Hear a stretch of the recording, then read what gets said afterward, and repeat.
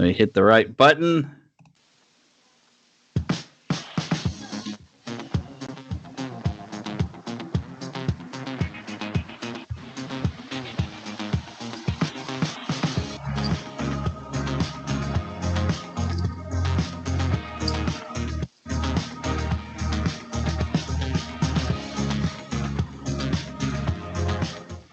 It's us!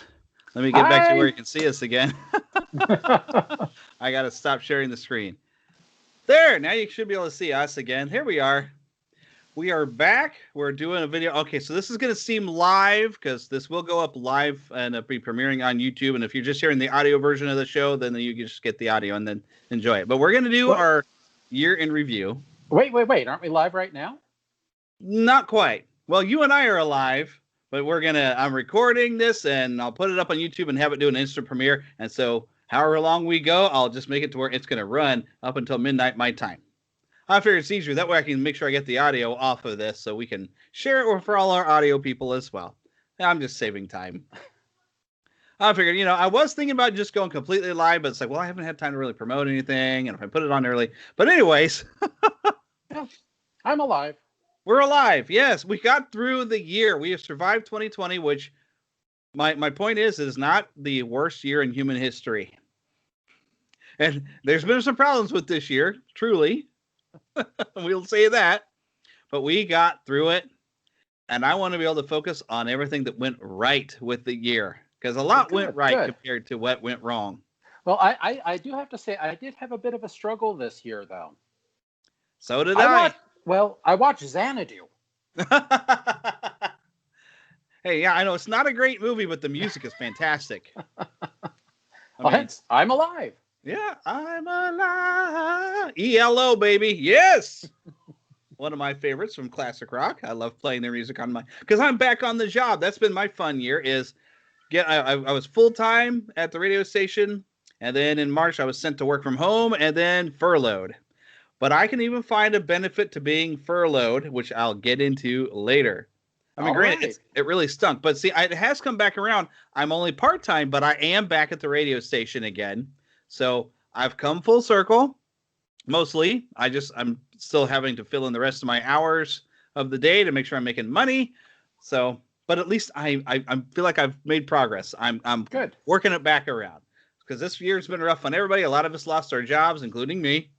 But there's a lot of things, if we really think about it, we can't really expect 2021 to start out that much better because we still have this pandemic thing going on and, there's stuff is still happening. It didn't stop just because the year change is over. So as much as everybody's like, kick this year out the door, right in the pants, doesn't mean it's going to be better unless you have the right mindset. True. Now, I am trying to get my year started off on a great right foot. There you go. I guess we can talk about that later. Okay, we'll do that later. Because we got some things to anticipate for the next year. Exactly. I kept saying, I've said in previous videos and the stuff that I'm going to get to on the podcast, we have to talk about the Disney Investors Day and all the fun stuff. But we're going to save that for all the things to talk about that's coming up in this coming year. That like, woohoo! A lot of cool stuff is happening. There's also one other good thing that came out of 2020. Both of us have a nice beard. Yes, my winter beard is in. I will keep it until it gets hot again. And I've got it nice and furry just right in time for we had an ice storm that hit. Ooh. Well, the fun thing is, all right, so here in Gladstone where I live, it was pretty bad. But as I drive up north, I work 45 minutes north, and there it is a winter wonderland of ice. I mean, it was just a freezing rain after the sleet, and so all the trees have that nice ice covering, and the grass is all covered in ice. So it's really kind of beautiful to look at. It's just not fun to drive on. But I remember those days. I remember those days. Yeah, you grew up in Utah, right? Idaho. Idaho. Okay. Yes. Yep. Well, sometimes spent in Utah too, but yeah. Sometimes in Utah. And here in Arizona, I love the winters. No ice, no snow. I can walk around in shorts. Is this when you're going to have your sandstorms, though? That happens in the middle of summer. Middle of summer. Okay. Yep. So, do you have anything to look forward to in winter other than being able to say, we're not cold at all? That's the whole reason to look forward to winter. I'm wearing shorts. Neener, neener, neener. Time to put those Facebook memes up about watching all the snow from Arizona. Yeah. Well, at least it's not dry here, I guess. There you go. See, And you've got this color called green out there. Yeah, it's an amazing thing. I remember when you came in for the convention, you're like, I love how green everything is, all these trees and everything. It's like, yeah, see? Although it's pretty neat. I've been to the other side of the Rocky Mountains, and it's pretty cool when you get over to that side and everything's kind of, it's just different. Because everybody's lawn is rocks. Well, down here, definitely. So it is pretty cool. It's a whole different thing, and you can make it beautiful. Yep. You make it work. But this, before we get into everything positive, we do want to get into not everything was perfect this year. We, of course, did lose a lot of our celebrity friends. Well, we call them friends. We felt like we knew them. But one, though, that has not passed away, thank goodness. Tom Kane. Yeah, thank goodness. We just heard this week, and I noticed because I follow him on social media because he's local to me. And I've gotten to meet him at conventions here locally and talk to him a few times. In fact, let me switch over. I should have dug this up. But you've heard it on the show before, but we'd have a sounder, where Tom Kane, this is the voice of Yoda on Star Wars. I do a terrible job out of it. But we do have, some audio from him that I recorded with him. But he apparently, the reason why he hasn't been on social media in a very long time, and I was starting to wonder, it's like, how come I never see him anymore? He had a stroke. I believe they said it was the right side of his face. Mainly, I'd have to look it up, but he had a stroke, and I guess he's doing better than he was, but there's a chance that he might not be able to do voice work anymore. It's a possibility, but you know what? He can heal up from this. He can come back from it. People come back from strokes. I figured, if Jim Ross can come back from his stroke and he's still announcing for wrestling events, even though he can't move half of his face, he can speak clearly. So, Tom Kane, we got the best wishes and prayers coming for you, that you're going to be able to be speaking, you're going to be back, because, that's almost like losing our modern-day Ted Knight. Right. And for anyone who doesn't think of Ted Knight, let's just give him the sample would be, Meanwhile, at the Hall of Justice. Yeah. Ted Knight was just this great voice, and really, Tom Kane, he's just that level. He's done the Academy Awards, many tiers. I even hear him doing stuff on, if anyone listens to the soundtrack show with David Collins, he does some of the announcing on that as well. Tom Kane's been everywhere. So I hope he's going to come back. Yes. Or, of course, yes, everybody at least is going to be able to see it on the video because they're seeing your screen, not me. There we go. There we go. But we do have a long list, and I hadn't realized how long of a list this was until I started compiling it of all the people that passed away. This is not every single celebrity. There's a lot more on the list, but I went with the ones that I knew who they were. I knew something about. So let's just get through this, because the most recent one was Dawn Wells, yes. Mary Ann from Gilligan's Island, which I know that was Philip's favorite. Now, I had a hard time picking a favorite because Mary Ann was the one you would want to take home because she was the nice, good girl. But I've always got a thing for redheads. So I do like the ginger as well. So I was stuck in the middle. I couldn't pick. How about you? Oh, definitely Dawn Wells. Mary Ann, yeah. Yeah. I married a brunette, so, no. I do love your redheads, but I do like the brunettes too.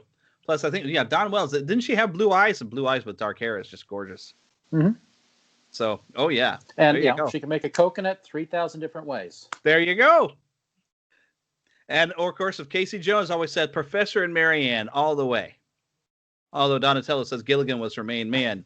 And I can't remember which insult came with each quote, but yeah. Something like elf lips or something. I don't know. Yeah. Dome head. Anyways, some of you got that. I hope you did. Anyway, so the next on the list is Jeremy Bulloch.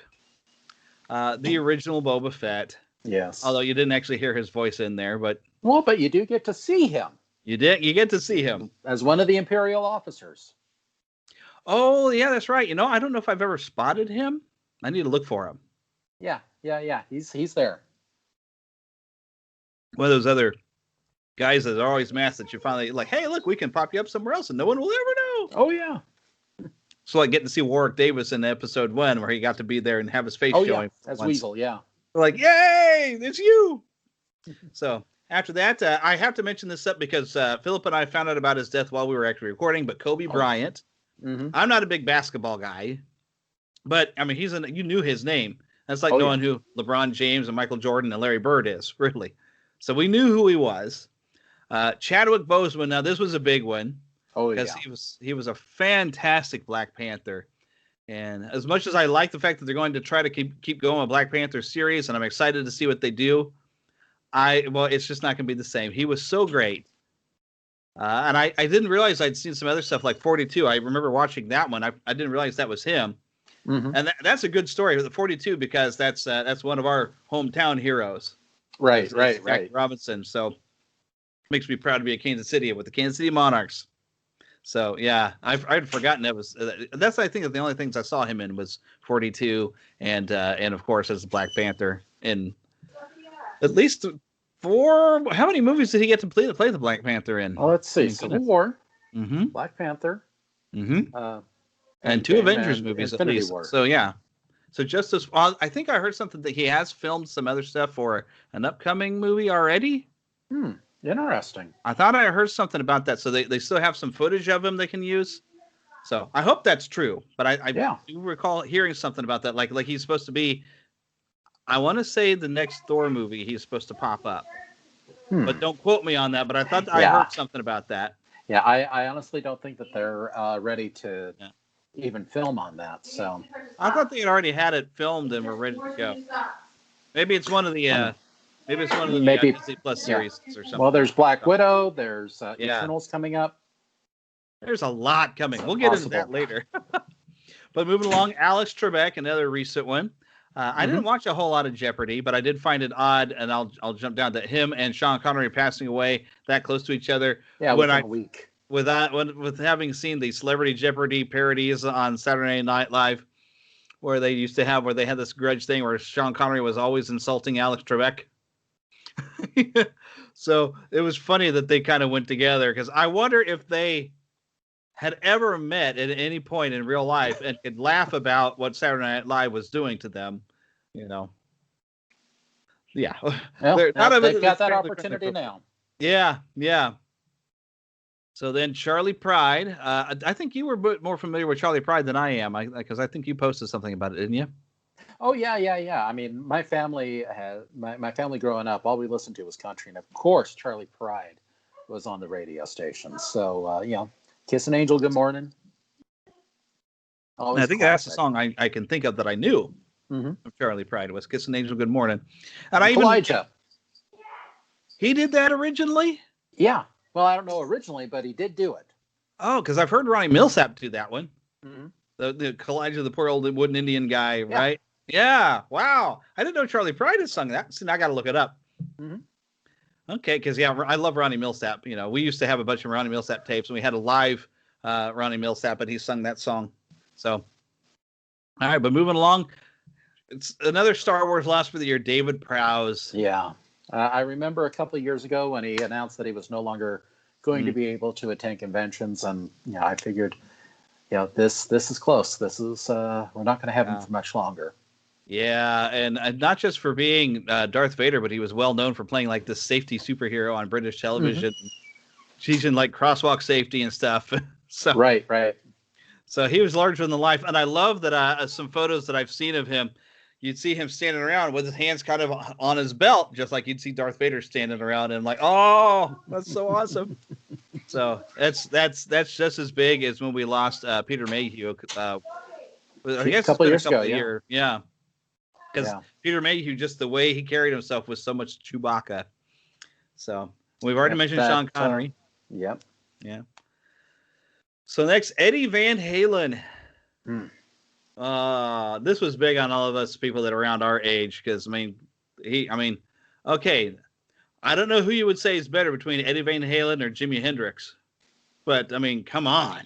Oh yeah. I think Eddie Van Halen's the one who really taught us how to hammer down on those tiny strings. Oh, come on, Van Halen is the soundtrack of the '80s. Yes, it totally is. No matter who the singer is, because exactly. when people try to say, oh, well, there's a difference between Van Halen and Van Hagar, I like both. I have enjoyed music from both of them. David Lee Roth was, of course, his own thing, and then Sammy Hagar was almost like an entirely different band, and I enjoyed both bands. Right, yeah. Probably because you had Eddie Van Halen. Even when they stuck him on a keyboard for Jump, he still rocked the keyboard, Oh, yeah, yeah. So he'll be missed. And then, speaking of keyboard, Little Richard, I'd forgotten he passed away this year. Good golly, Miss Molly. Good golly. Oh, my goodness. I mean, he had so many great hits back in the day, and he was just such a personality. And anytime you'd see him on TV and everything, he was always just an exciting person. And I don't think Chadwick Boseman popped up in this one, but there is an actor who did play. There's a Little Richard, I think it was made for TV movie I did see once. And that actor who played Little Richard and went on and he did a lot of other stuff, and now I can't think of who he was. Almost makes me wonder if Chadwick Boseman didn't pop up somewhere in that movie. He popped up everywhere. It's possible, I guess. Yeah. Let's see. Then Regis Philbin. I'd forgot about him passing away this year. When I was young, I used to watch him and Kathy Lee before it became, now it's Kelly Ripa and the American Idol dude. Yep, right out of my head. The American Idol dude. That's the guy.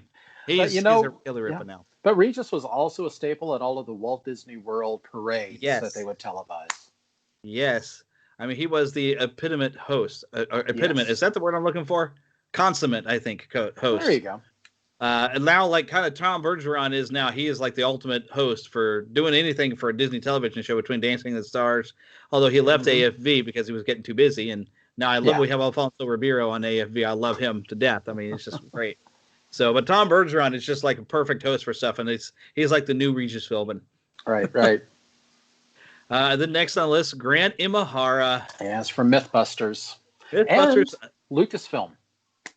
Yes, he did a lot of work with Lucasfilm, but I also want to bring up, there's a fan-made series, Star Trek Continues, and he played Sulu. Right. Yes. Which I haven't watched all of those, but they're so good. They're like watching the old show brought back.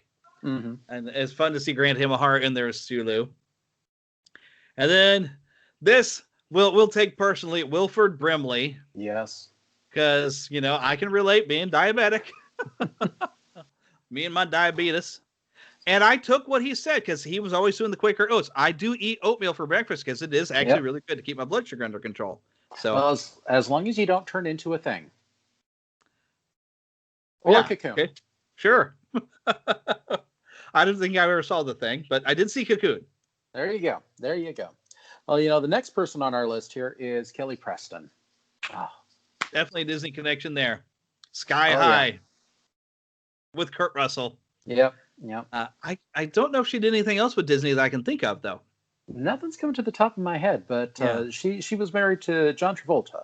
Yep. Right? Yep. And he's certainly done a few things for Disney as well. Bolt.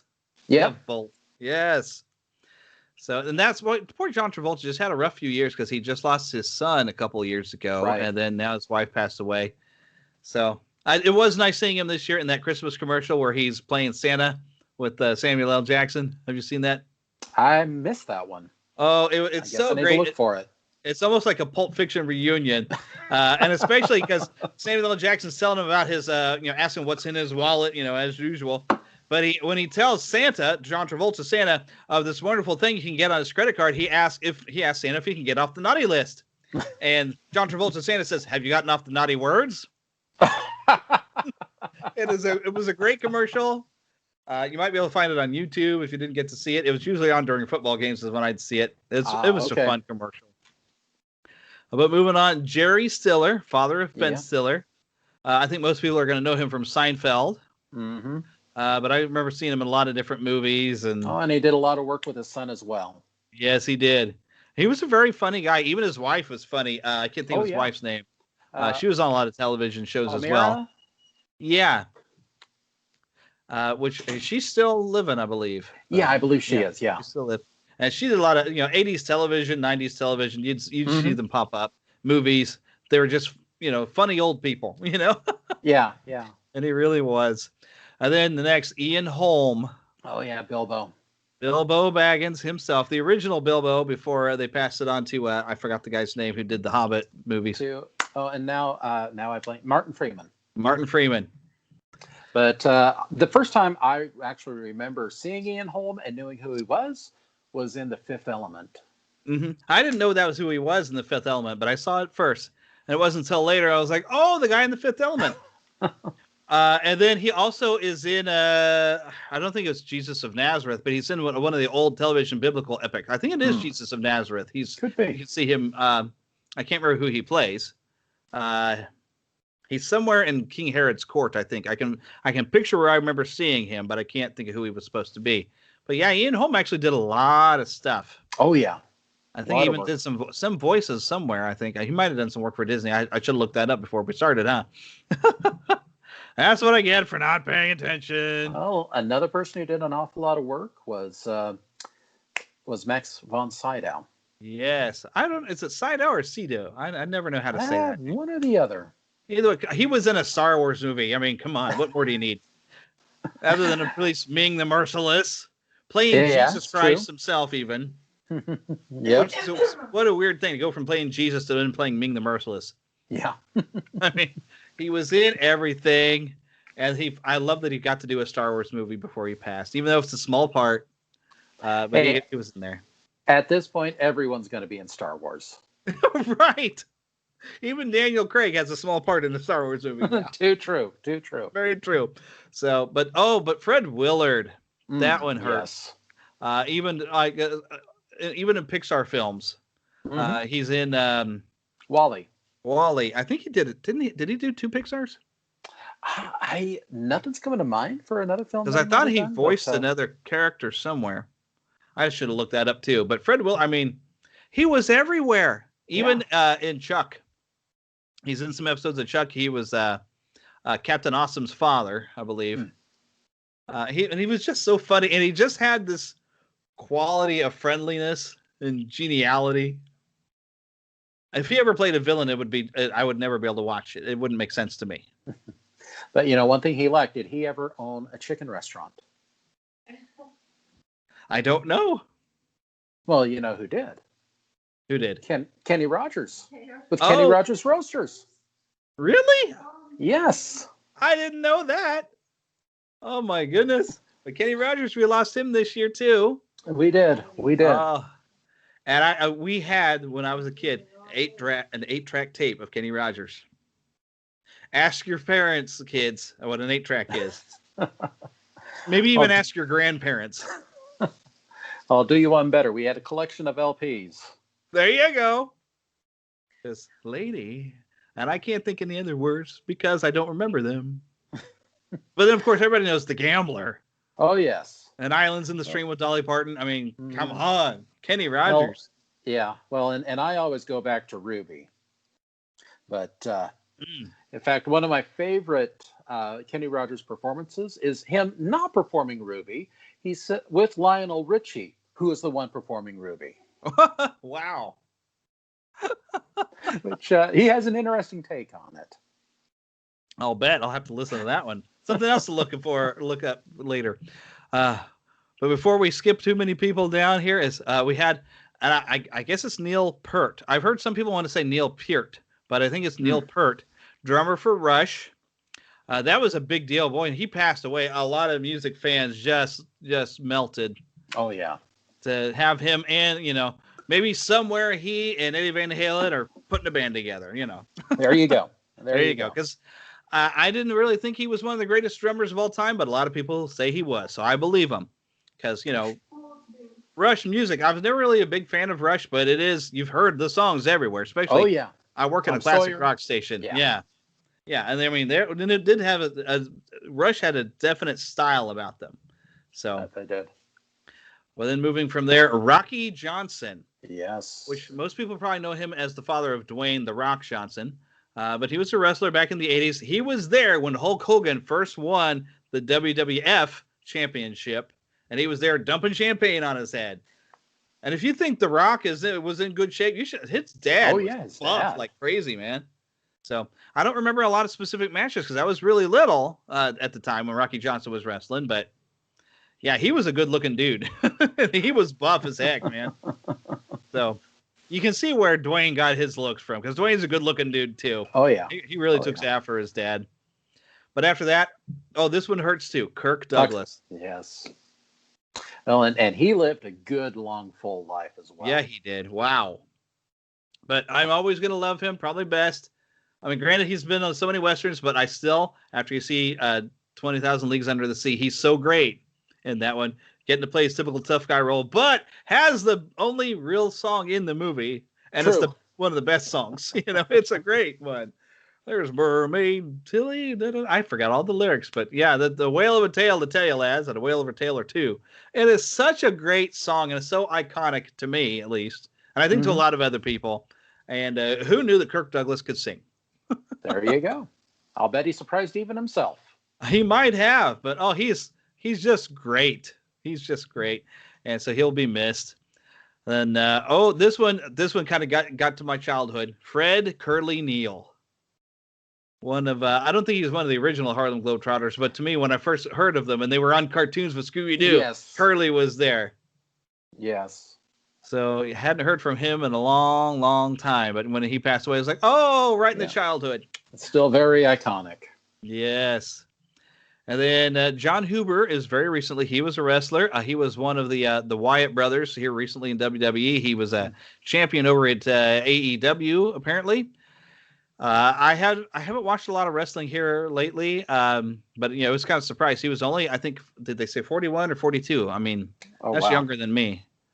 And if something with his lungs, they said he didn't have COVID, but there was something happened with his lungs. I don't know if it's a complication from, a lot of these wrestlers, they get hurt and they don't sometimes realize how hurt they are. And I wonder if that wasn't, that he didn't get hurt, and that caused a problem. But moving along, Ken Spears and Joe Ruby both passed away this year. Right. They are the Ruby Spears of Ruby Spears. Exactly. Well, and before they were Ruby Spears, they were with Hanna-Barbera. They are the ones who created Scooby-Doo. Oh, yes. They created the formula that everyone tried to follow Scooby-Doo. Exactly. But, they are certainly responsible for a good part of our Saturday mornings. Oh, yes. Which I hear is in some fashion coming back. MeTV is claiming they're going to bring back Saturday mornings here in January. Yep. They've got a Looney Tunes block. They've got a few other cartoons that are available. So hopefully we'll see some good stuff coming. I'm getting my cereal bowl ready to go. I'm ready, man. I'm getting my cereal bowl out. I'm going to sit in front of the TV. I'm ready. So this is exciting. But of course, that stuff coming up. We've got a lot of things that I've made a list of a few things that, because 2020, despite all the people who just passed away that we just talked about, 2020 had a lot of awesome things that happened. Right. And of course, I got to go with the first thing that happened. Patrick Mahomes winning the Super Bowl with the Chiefs. There you go. Super Bowl ring. I mean, they haven't won the Super Bowl since Super Bowl II. So getting there was exciting. And then it was a neck and neck battle, and even they pulled this little trick college play where they did a turnaround, which they tried to do last Sunday and it didn't work, but it worked at the Super Bowl. But it was a neck and neck game, and the Chiefs finally come up with a Super Bowl victory. And this season is almost done, and maybe they're headed for it again. I mean, we still got a great offense around here, but what was great is Patrick Mahomes got to say the iconic line, "Well, you've just won the Super Bowl number whatever it is. What are you doing next?" And of course, he got to say he went to New Jersey. Yeah, he went to Walt Disney World and got to be on the float, and that was great. That was a great thing this year. Now, some of you people don't care, and I bet we hear the Chiefs are probably as annoying as the Patriots and a lot of these other teams. Everybody always hears about the quarterback constantly to where you're sick and tired of us. Like, that's all right. Be sick and tired of us. I'm enjoying it because we never have gotten this type of thing. Not since we had Joe Montana, but we got Joe Montana after he'd already had his Super Bowl victory in San Francisco. We finally got Joe Montana here. I was just going to say, be glad it wasn't Joe Montana. Well, he might be good. You never know.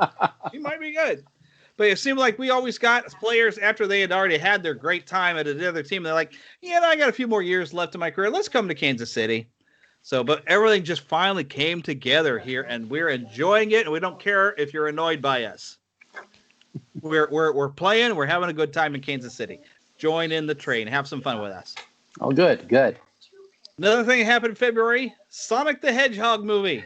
Yes, which was surprisingly pretty good. Yes, I loved it.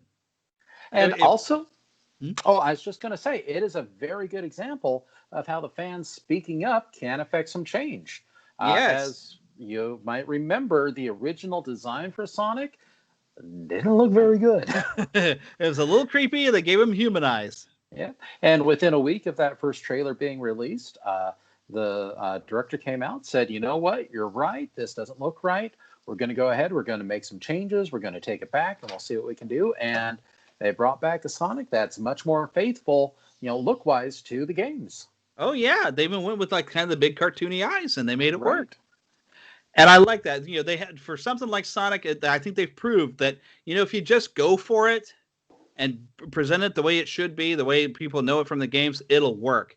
Mm-hmm. And so hopefully because they were talking about trying to do the Super Mario Brothers again, if they just go for it and make what people expect, it'll work. Not like what they did in the 90s, where they did, what in the world is this, Yeah, we won't talk about it too much. It is still kind of fun. I still kind of like to watch it. I haven't watched it in like 30 years, but well, I guess it's been less than 30 years because that was, less than 30. But it's been at least 20. It was like 90, 91, 92. Yeah, I remember seeing it in the theaters because I was super excited for it. And I remember like, well, what is this? But it's kind of stupid fun. So I still kind of enjoyed it. But a little heavy on the stupid rather than stupid. A little heavy on the stupid, but, But hey, Bob was in it. And it's got a great Dennis Hopper performance. Yeah, well, of course, because it's Dennis Hopper. Exactly. So I still enjoyed it. Another thing I have in February, Battlefront 2 had a big update. Now, I haven't gone after this because I guess it's also you have to pay for an expansion, and I haven't done it. Have you? I haven't. To be honest, all of my Star Wars gaming this year has focused around the game from last year, Jedi Fallen Order. And February is when I got it. Yeah, I got it for Christmas and got stuck pretty quick. I was playing it kind of constant, and then I got stuck for a while. And then like, okay, I'm going to do something else. I'll come back to it. And I came back to it, got past where I got stuck, and then got stuck somewhere else. I'm like, okay. And I have come back to it, and I'm still stuck. So Battlefront 2, I guess, had a big update. And all I know is they brought in some Ewoks, and I think you can play as an Ewok, I thought. Oh, wow. So, but yeah, you can fight the Battle of Endor. They added a lot more battles for it, but Battlefront 2 is meant to be played online, and I don't do a lot of online play. So. Yeah, and that's the thing. I don't do much online play either. I prefer a campaign or a story where you can go through it. But apparently it was really awesome because everybody's telling me, oh, you got to get the update. And I'm like, well, I will. But then I saw it wasn't a free update. I was like, no, that's more downloadable content. So right. I'll get it probably eventually just to play with it because it's Star Wars. So I'm going to be here. I'm just going to pop off the screen for a second. Okay. Well, while he does that, on the 21st was the release of the final season of Clone Wars. Yes. We got introduced to the Bad Batch, which are getting their own series, but that's coming up for the next year. Right. I love the Bad Batch. They were like the A-team. They were so cool. And it's going to be interesting to see what happens going forward with them. But they were not the only thing we got this season. We got the Siege of Mandalore. Yes. Finally got to see that, and Darth Maul on Mandalore taking control, and Ahsoka getting to fight with Maul. Oh my goodness! Oh yeah. I hope I didn't just spoil that for anybody. Well, but that ending though. That was hot. That was good stuff. I may need to go watch it again. I've been trying to go and rewatch all the Mandalore style focused episodes of Clone Wars, and I'm going to come back and finish watching Rebels because there's so much to happen that's come back in the Mandalorian, which we're going to end up talking to that when we catch up to that to October. Right. But jumping into March, unless there's anything in February that you think I've left out that you can remember. There's nothing that I can remember. We always talk about how we're going to write down the stuff that happens, and we never do. Yeah, I'm going to try to be better about it this coming year, but it's been a messed up year, and so I didn't keep track very well. Well, not to necessarily detract from what we're doing, but if you are looking for a good in-depth year in review style podcast, check out The Window to the Magic, which is going to be coming out here within the next week or so, and that's going to have a good look at everything that is all around the world at Disney.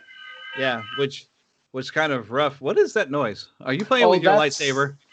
Well, I was going to bring that up later. Anyway, so March brought us Onward, Yes. which I've only watched once. I own a copy of it, and my wife still hasn't seen it, but I loved Onward. It was nice.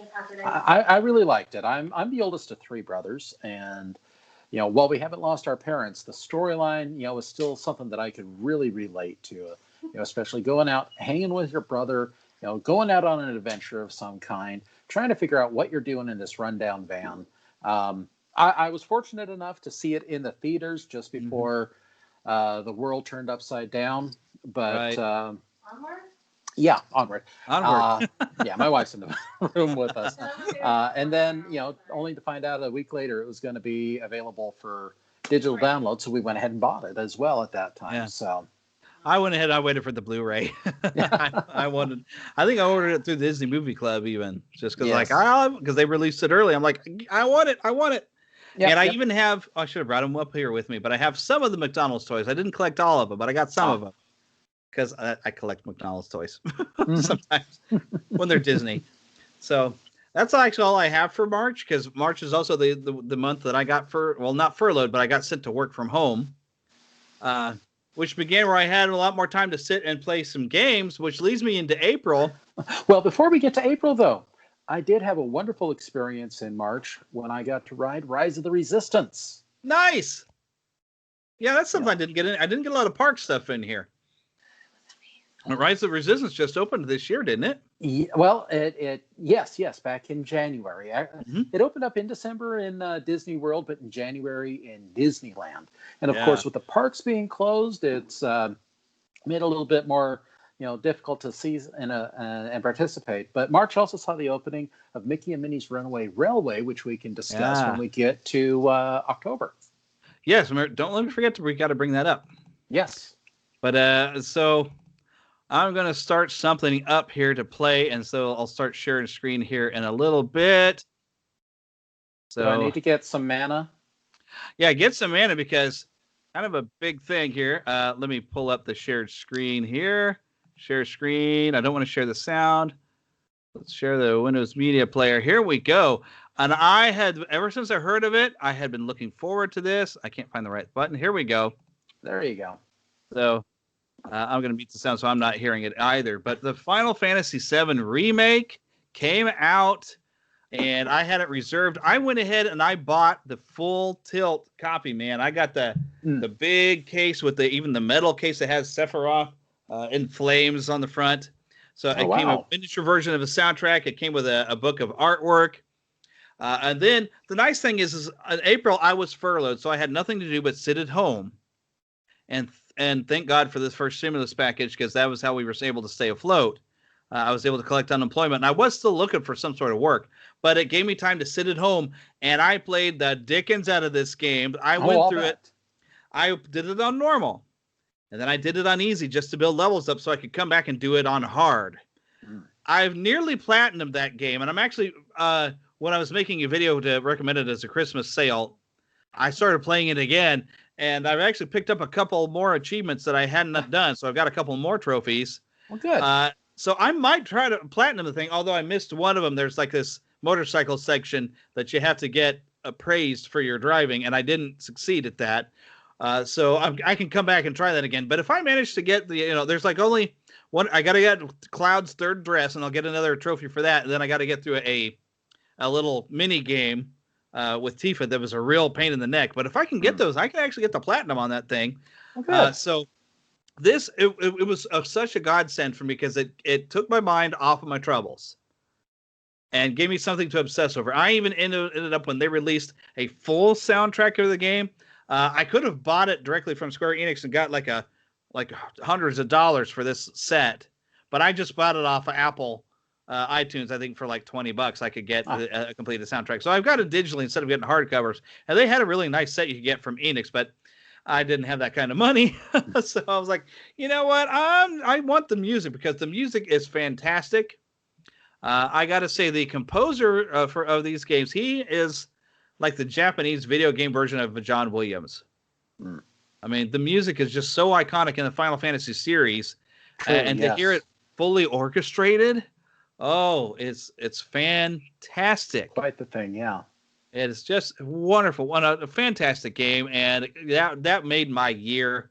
I cannot recommend this game enough, and I have heard that I think somewhere around January, the exclusive license Square Enix had with Sony will come to an end, and so they will be able to release it on other systems or on PC. Everybody else, if you didn't have it on PS4, now is going to be your chance very, very soon. Oh, I didn't mean to completely close that window. I'll stop sharing screens. That's okay, but I was done. Moving on to the next thing. But that was definitely made my April. I mean, I spent months just playing that. If you go to our YouTube channel, Neverland, Disney and Beyond, you can find a lot of footage of my playthroughs. It was so fantastic. Wonderful, and I think I even mentioned on Facebook, like Aerith was always kind of my favorite character out of the original, and I didn't finish the original because I found out what was going to happen to her. Plus, I don't like turn-based combat so much. Mm-hmm. And after I found that out, because spoilers in magazines, I was like, oh, I really liked her. To have her fully voiced and having a lot more to do, she's still my absolute favorite character in the games. And you start to see that she's very central to the entire story of Final Fantasy VII. And they left it very, I don't want to spoil anything, but they left it very open that maybe things could go differently this time. Because one of the biggest things with the original game, and I did take the time, I found the original game available for like $5 on PS4. With even some things where I could make the combat go faster because I could automatically get my limit breaks, and so I could get through the combat pretty fast. So I could just go through the story. Right. So, but I forgot where my train of thought was before I went to there. But they did leave it open to where things could go different. Oh yes, with the original game, after a certain thing happens, which I guess I already mentioned, people were looking everywhere. Is there a way to save Aerith? How can I have saved Aerith? Is there something I could have done differently? People were all over the place. So I know I wasn't alone thinking that she was a fantastic character. Well, and it didn't help that they had a weapon that was exclusive to Aerith that was only available after that part of the game. So yeah, it was very weird. Yeah. But apparently they had a plan. Originally it was going to be somebody else that died, but then they thought it would be more of an impact if Aerith was the one. They knew they wanted somebody, but then they chose Aerith and just broke us. Yes. They did it on purpose. Well, I have to say I had a much more pleasant gaming experience myself in April. They weren't brand new games, but I certainly was able to. I delved into Lego Marvel Avengers. Nice. Which is based around the first several Avengers movies, but I also got back into Legend of Zelda: Breath of the Wild. Ooh, yes, and you finished it now. Everything. I finished it. Well, I've got 2 side quests left. No, 1. No, 2. One is getting all of the Korok seeds. And you're going to try to get all of it? I don't know. But the other rewarded is... with a golden poop. Yes. But the other is the Master Sword Trials, which I've gotten through the first set, but there are 2 more. And I've been able to survive only the first level of that second set. So it's a challenge. Yeah, it's a challenge. I have a hard time staying focused on it because there's not enough story to keep me motivated. It's a neat style of game, but for a Legend of Zelda game, I have, I guess, different things I liked about Legend of Zelda games that I haven't been able to keep focus on it. Plus, I can't play with my Switch because my wife is constantly playing Stardew Valley, so I never get to play with my Switch anymore anyway. You know what? That's another thing. We discovered Animal Crossing this year. That's something I forgot on the list. Animal Crossing came out about the same time as Final Fantasy VII. I want that one. Yep, we have that. I let's just say there's a lot of minutes and hours that have been invested in that game too. But for my sake, that's one that I've shared with my kids as well, and that they have picked up and run away with. So it's been a good one. Yeah, very enjoyable. I will get into that one eventually, but what I would like to do is have a second Switch and then have 2 copies of the game. That way we can each have our own island and we can still interact. Because I hear you had to share your resources with your kids. Exactly. See, that would be rough because I'd want to do my island my own way. And if I have to share that same island with everybody in the household, I'd be like, oh, but come on, what'd you do to my tree? Yeah. Hey, but there's a good way to sell more Switches. There you go. There you go. And they did release, I think it was this year, basically, it's only the handheld version of a Switch. They kind of cut down a little bit where it doesn't set up into a TV. You can get a Switch for cheaper, and my wife is more comfortable, I guess, playing handheld, and I'm more comfortable on the TV with a different controller. So I'm thinking, well, maybe with our tax returns here this year, maybe we can get it. No, possibly. I'm gonna look into that. Yeah. Yes, I'm sure that will just eat up all my time, my free time, probably going to Animal Crossing because I've watched so much video on it, and it just looks just delightful and just nice. It is. It's a nice game. You get an opportunity to, create and, set your island up just the way that you want to. And, it's a good, relaxing thing. Mm-hmm. But I understand that there's a game that came out it's been out for a while, but it became popular this summer. That might not be quite so relaxing. Oh, it can be if you're as evil and devious as I can be. I've got an acting background, so when given the opportunity to lie, I can be good at it. Among Us, which has been out for like 2 years, and I was pretty sure it was around in May that I first saw some stuff about it, and then found out on Steam you could get it for $5. Now you can play it for free on your phone, but I don't think I could type as quickly on my phone when having conversations to try to figure out who is the imposter.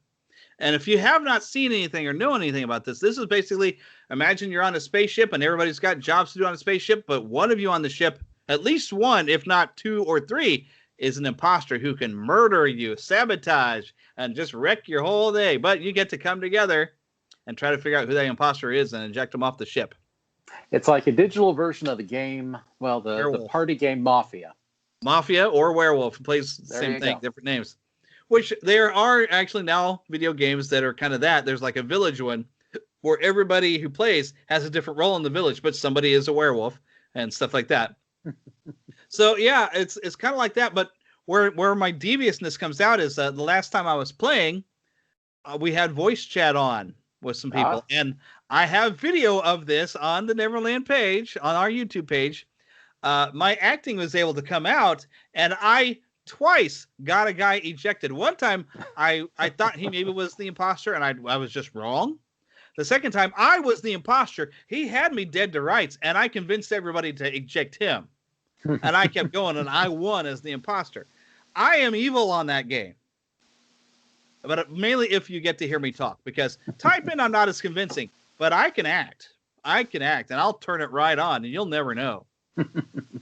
But I've had some people have been so devious on that. I had one person that I trusted this person. And they said, all right, can somebody watch my back when I go and do this task? And I'm like, I'll do it. We go into the room to do that task. He turned around and killed me.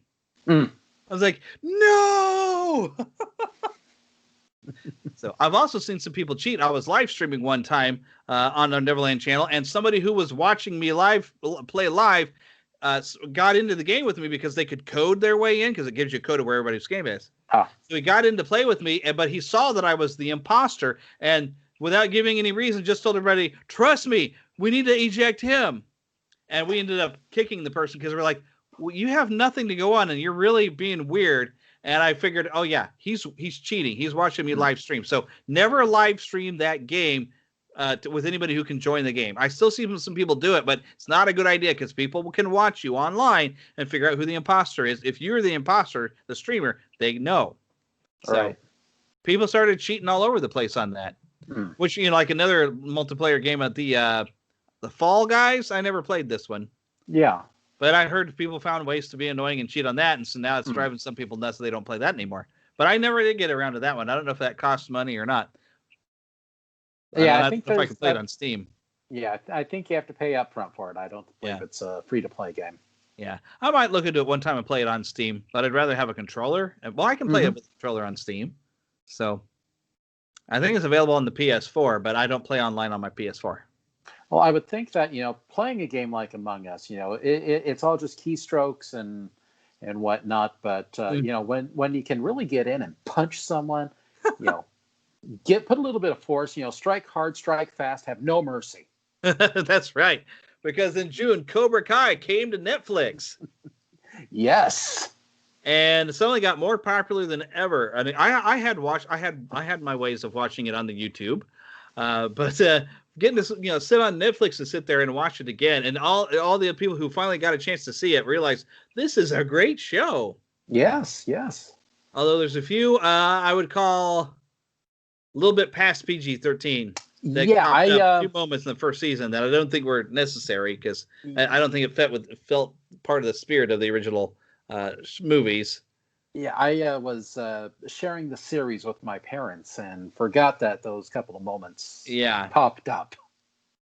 Yeah, and it's like, oops, but other than that, it's a great show. Yeah. And one of the other things that happened this year, and too bad Philip couldn't join me today, but he picked up there is a Cobra Kai game that I forgot the name of the company. They made that. They also made a pretty cool G.I. Joe game, but they made a Cobra Kai game, and it's basically like a Streets of Rage style game, and it's pretty fun. We've played it. I think we were playing it one time as part of the podcast. Because we were reviewing it live. The company that made that one and G.I. Joe, they're very, very buggy. They kind of rush this stuff out, but they do go and they listen to figure out where the bugs are, and they go back and patch it and fix it pretty quick. So, well, good. But it's pretty fun. I don't know what the current cost of it on the PlayStation is, but I think it's kind of worth it. It is kind of a fun game. But speaking of games that came for the PS4, and I think you can get it on a lot of other systems, but they re-released Star Wars Pod Racer. Did you get this? I'm able to access it through the PS Now application. Really? It's in there now? Yeah. Oh, I went and I paid money for it because I was like, really? Wow. So yeah, it was only like $5 or something like that. And I remembered playing it on the old Nintendo 64 back in the day. Did you ever play it with two controllers? I don't think I ever did, but I that's got to be similar to like the Pod Racer arcade game where you had like two. That could have been interesting. That'd have been tough though. But it was. the best thing about it is having the one time. Oh, these Outlanders, they come to my store. They don't buy anything. What's wrong? Watto makes that game fun. Even though he says the same thing every time. I love it though. I got a little bit of footage on that, I think, on our YouTube. And by the way, have you all subscribed to the YouTube channel? If you're watching this video, then you're on the YouTube. But if you're hearing the audio, did you know we're on YouTube? Because we got a lot of stuff there. Okay, well, let's jump to July. And all right, so the first thing, you know the name, now you own the watch. Hamilton finally came out to Disney Plus. So I finally got a chance to sit and watch it after hearing so much about it. And subtitles probably does help to kind of catch some of the lyrics at first. But once you kind of find your groove in watching it, that was very enjoyable. Oh yeah, I really liked it. Well, I've been listening to the Hamilton soundtrack for years now. In fact, my daughter was the one who got me interested in it, and to finally see it in full living color, to watch the performances, to see how they actually tweaked it a little bit for a movie watching audience was really, really fantastic. And I was going to be traveling by car the following day for about 10 hours. So I stayed up right until the point where I could download it and have it. So I could have it to watch during that drive. Yeah. That was really, it was great to be able to finally see it because you'd hear so much about it. And, and a part of you is like, I'm tired of hearing about this. and you're prepared to just like, I'm going to buck the trend and I'm going to not like it. But then you watch it like, let me just take a look. And you're like, you get pulled in. I'm like, oh, this is pretty grooving. I mean, by the time George Washington came out, that actor was great, which he's the guy who played Moana's dad, if I remember correctly. Well, he sang the role for Moana's father. And then, of course, the guy playing King George was hilarious. That at that point, I'm like, okay, I'm in this now. All right, I'm very entertained. So, yeah, keep going. Just make sure you're not in the splash zone. There's a splash zone? Well, King George, the actor got a little excessive with fluids from his mouth. Yeah. I forgot about that. Yeah, just a bit. Just slightly. Yeah, as Matt Morginski of the Supertones used to say, I spit when I rap. Oh, yes. But the next thing in July, on July 10th, they re-released brand new versions of real Ghostbusters figures. And I should have brought it down. I've got an Egon still in package up on the my counter or my bookshelf.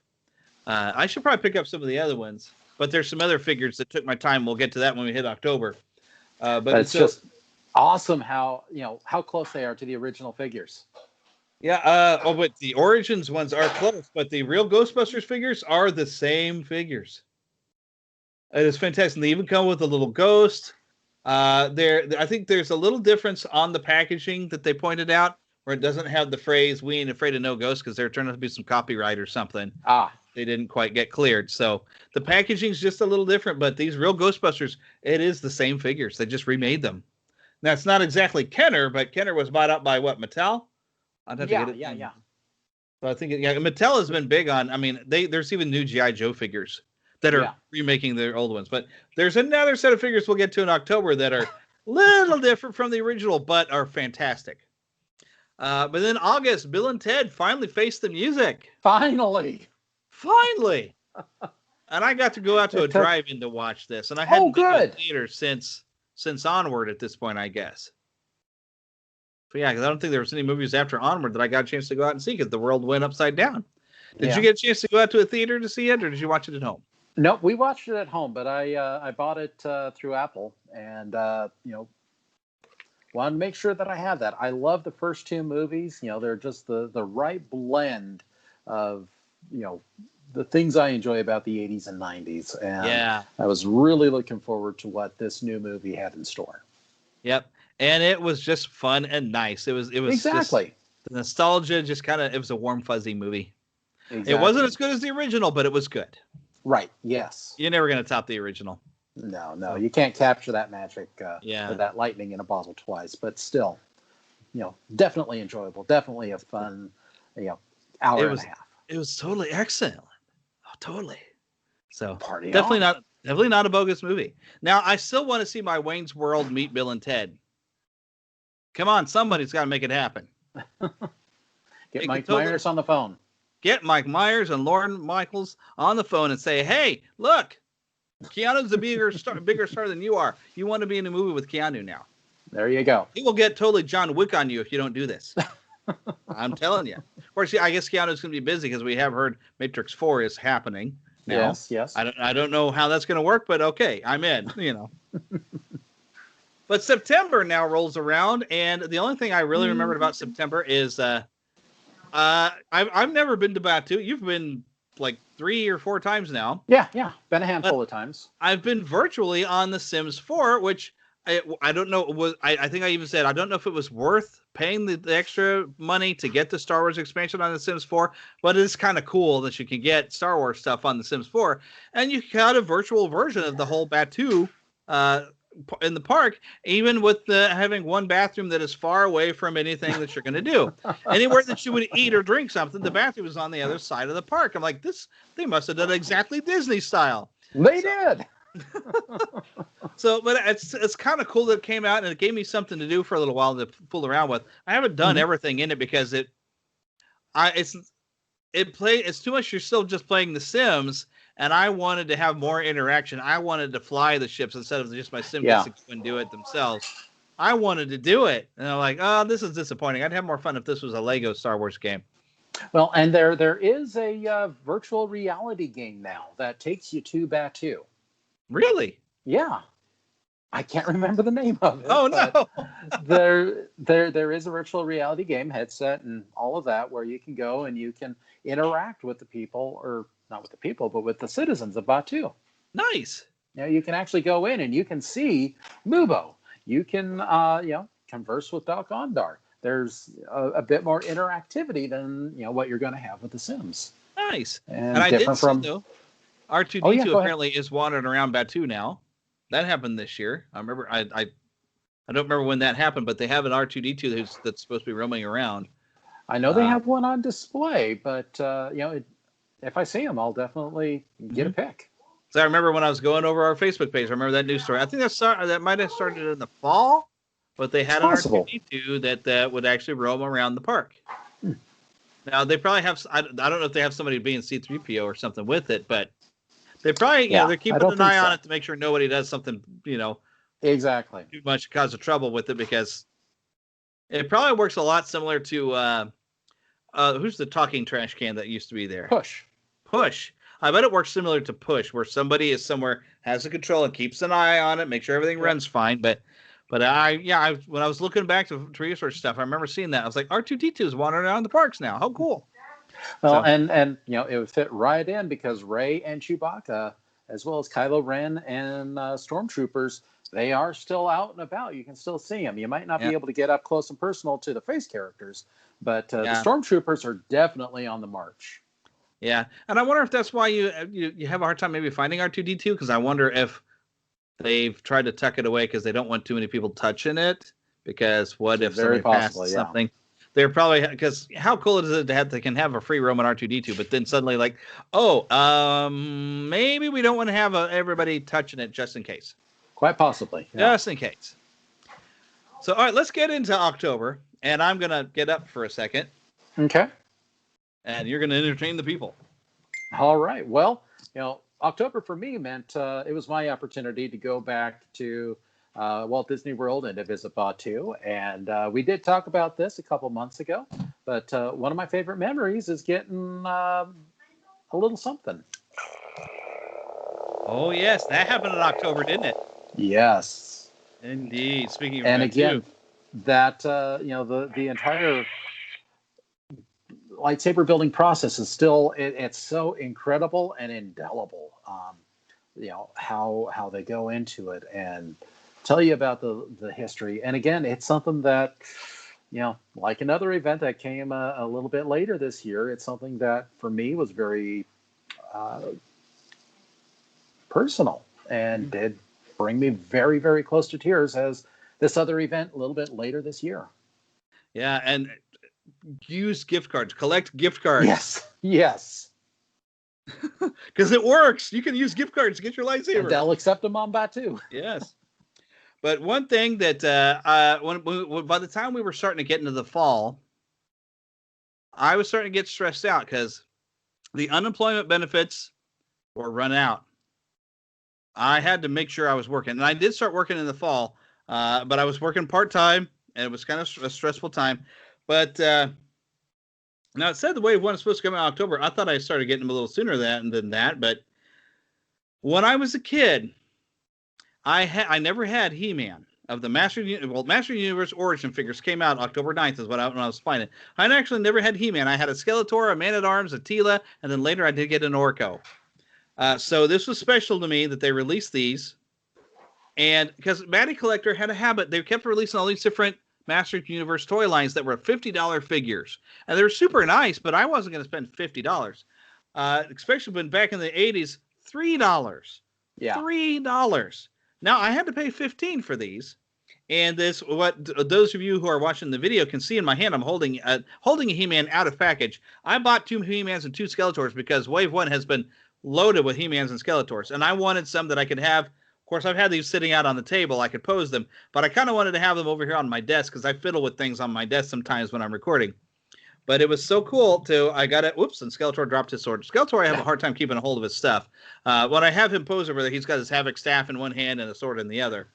But I got a couple extra ones just so I could take a couple out of the package, and just holding them in my hands again brings back so much for me that this was a great stress relief and really helped me get through the fall as things have been. And I'm still in a very stressful time, considering I only work 3 hours of my regular job a day.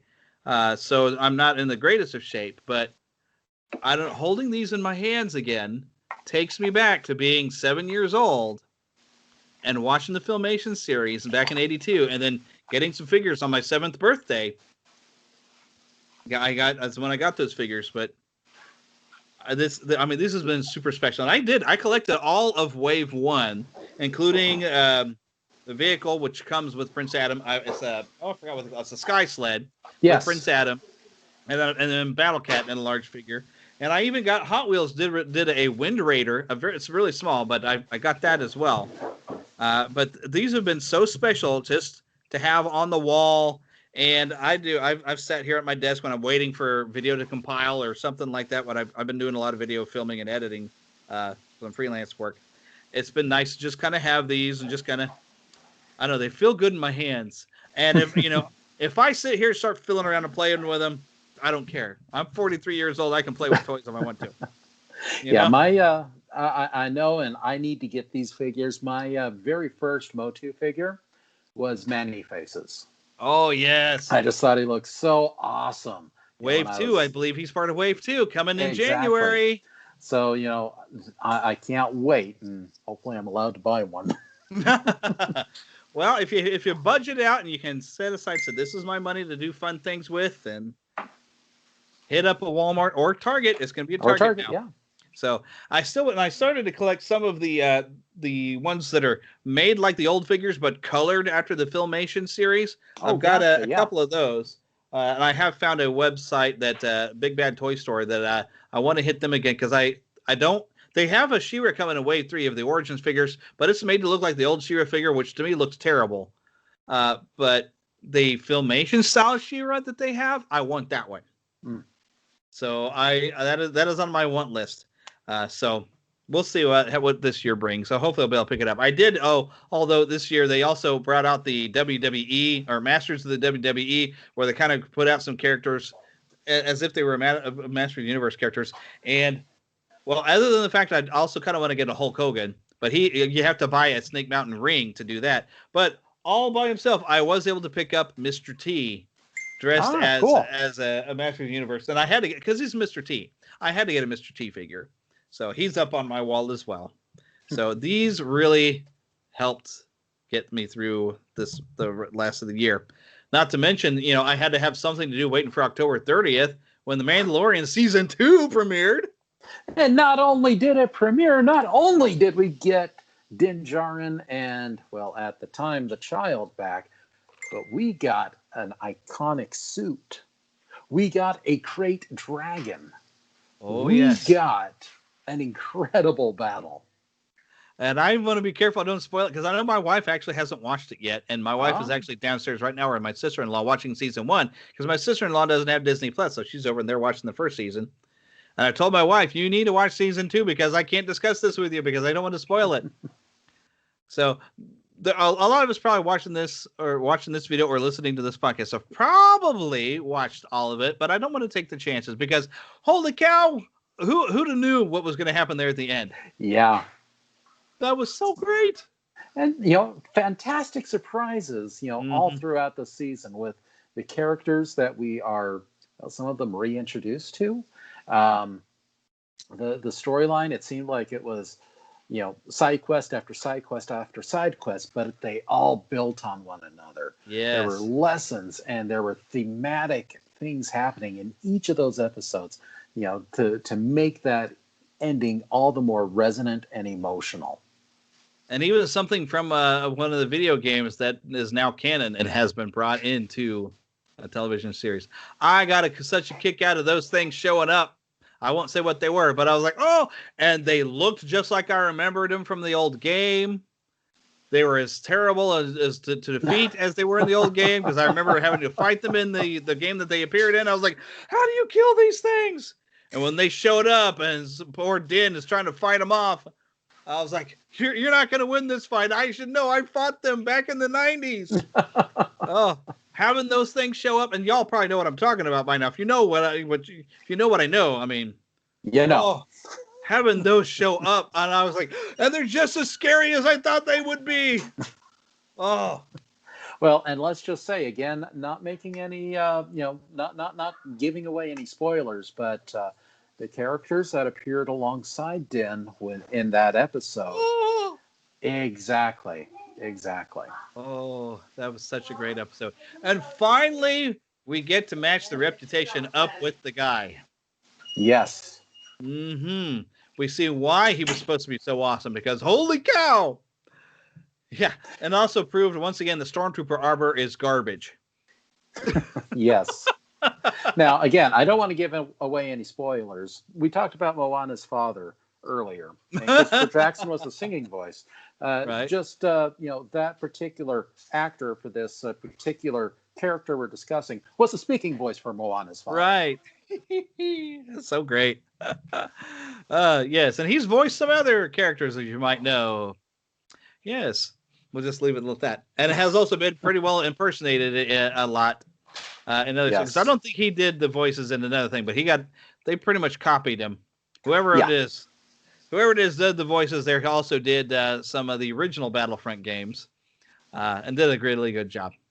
Yep. But another thing I just want to throw in the middle of October, because it was something that kind of cool that actually happened in October. We actually started having some real peace agreements, not just peace talks in the Middle East, but actual agreements in Yeah, Sudan and stuff like that.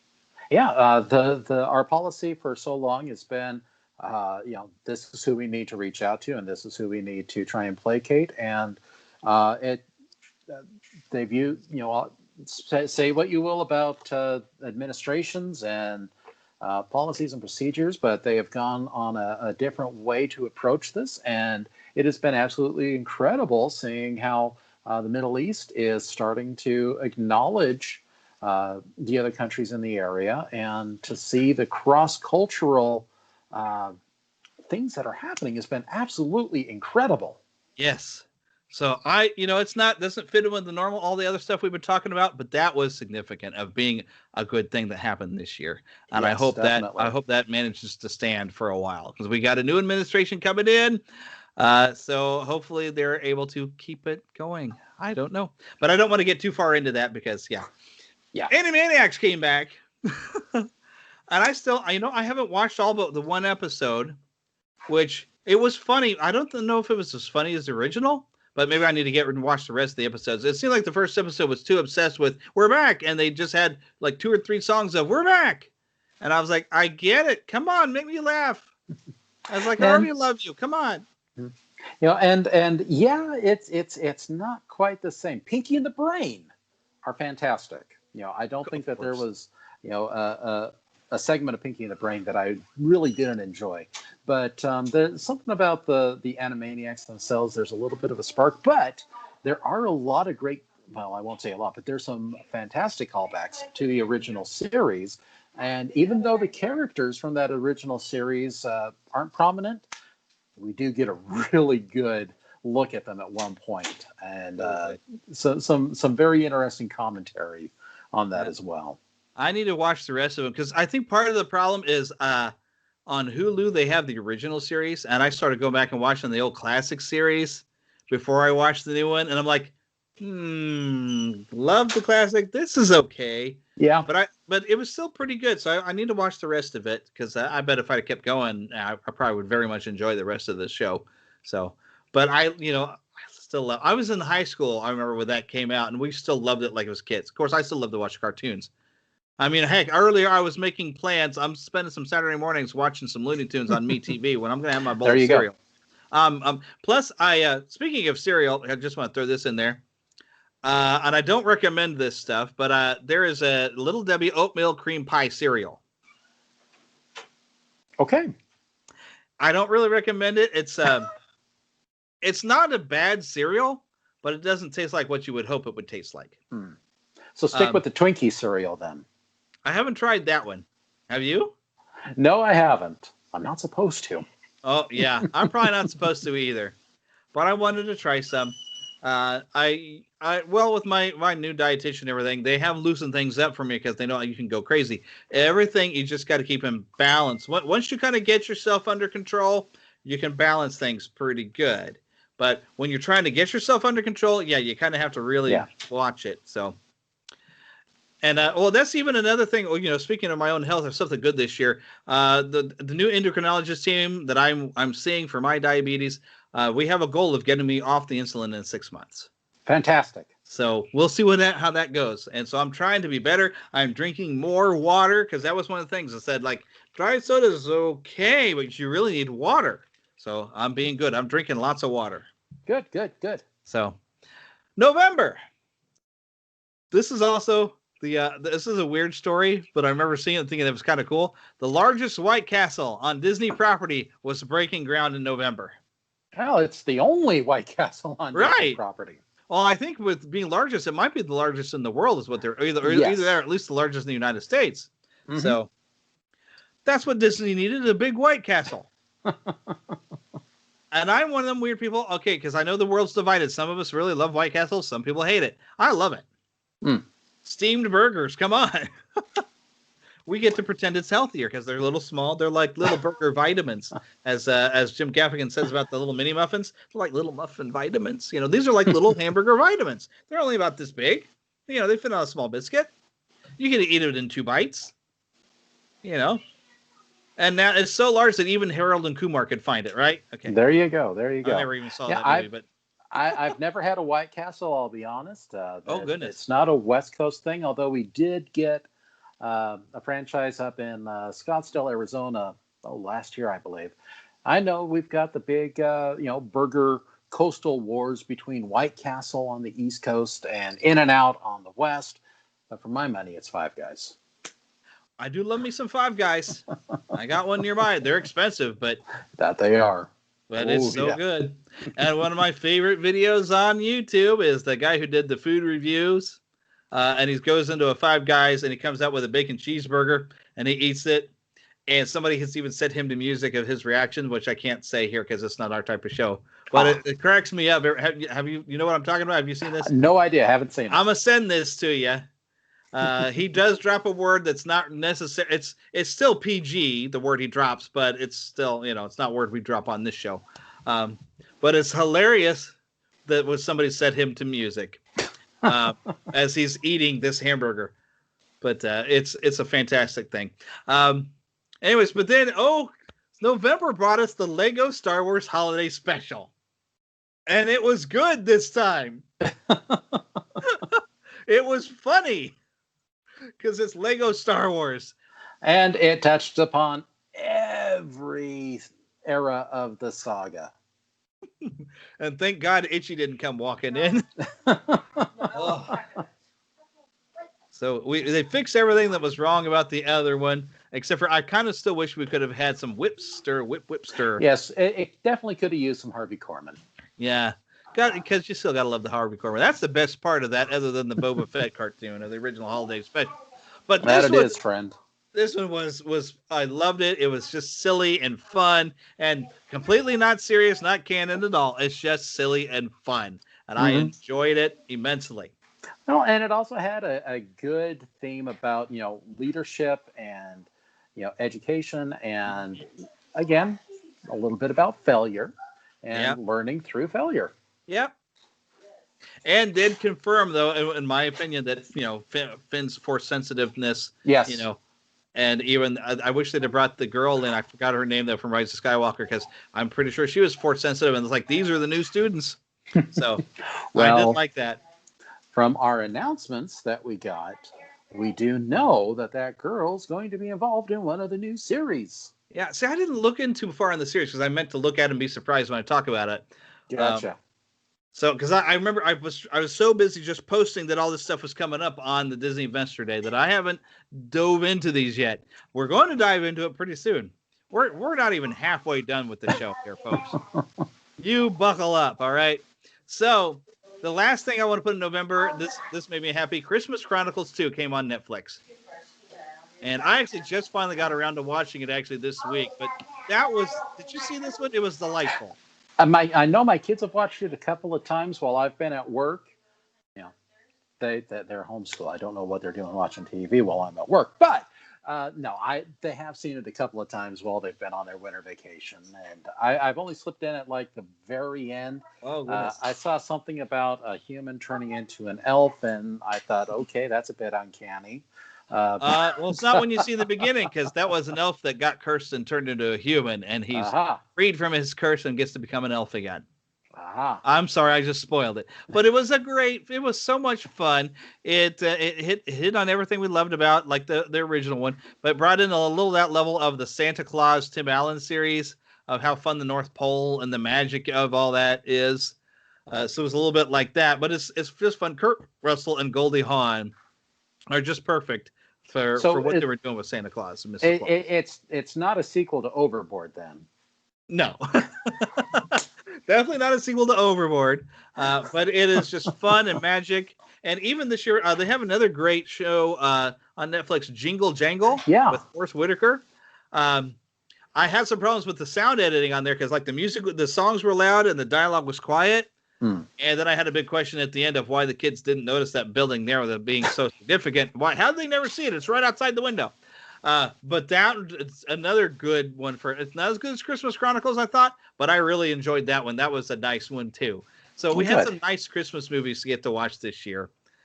which was great. And I watched them all, read it up at the week of Christmas because I needed my Christmas spirit. So, man, I dug out my old classics, my Rankin Bass, which, speaking of which, Disney Plus, I found out they had Small One, which, that's a good one. It will not cause the waterworks as much as the Nestor the Long-Eared Donkey, but it was similar to the Nestor the Long-Eared Donkey. That was a good one. So, yeah, I really enjoyed getting to watch a lot of Christmas stuff this year.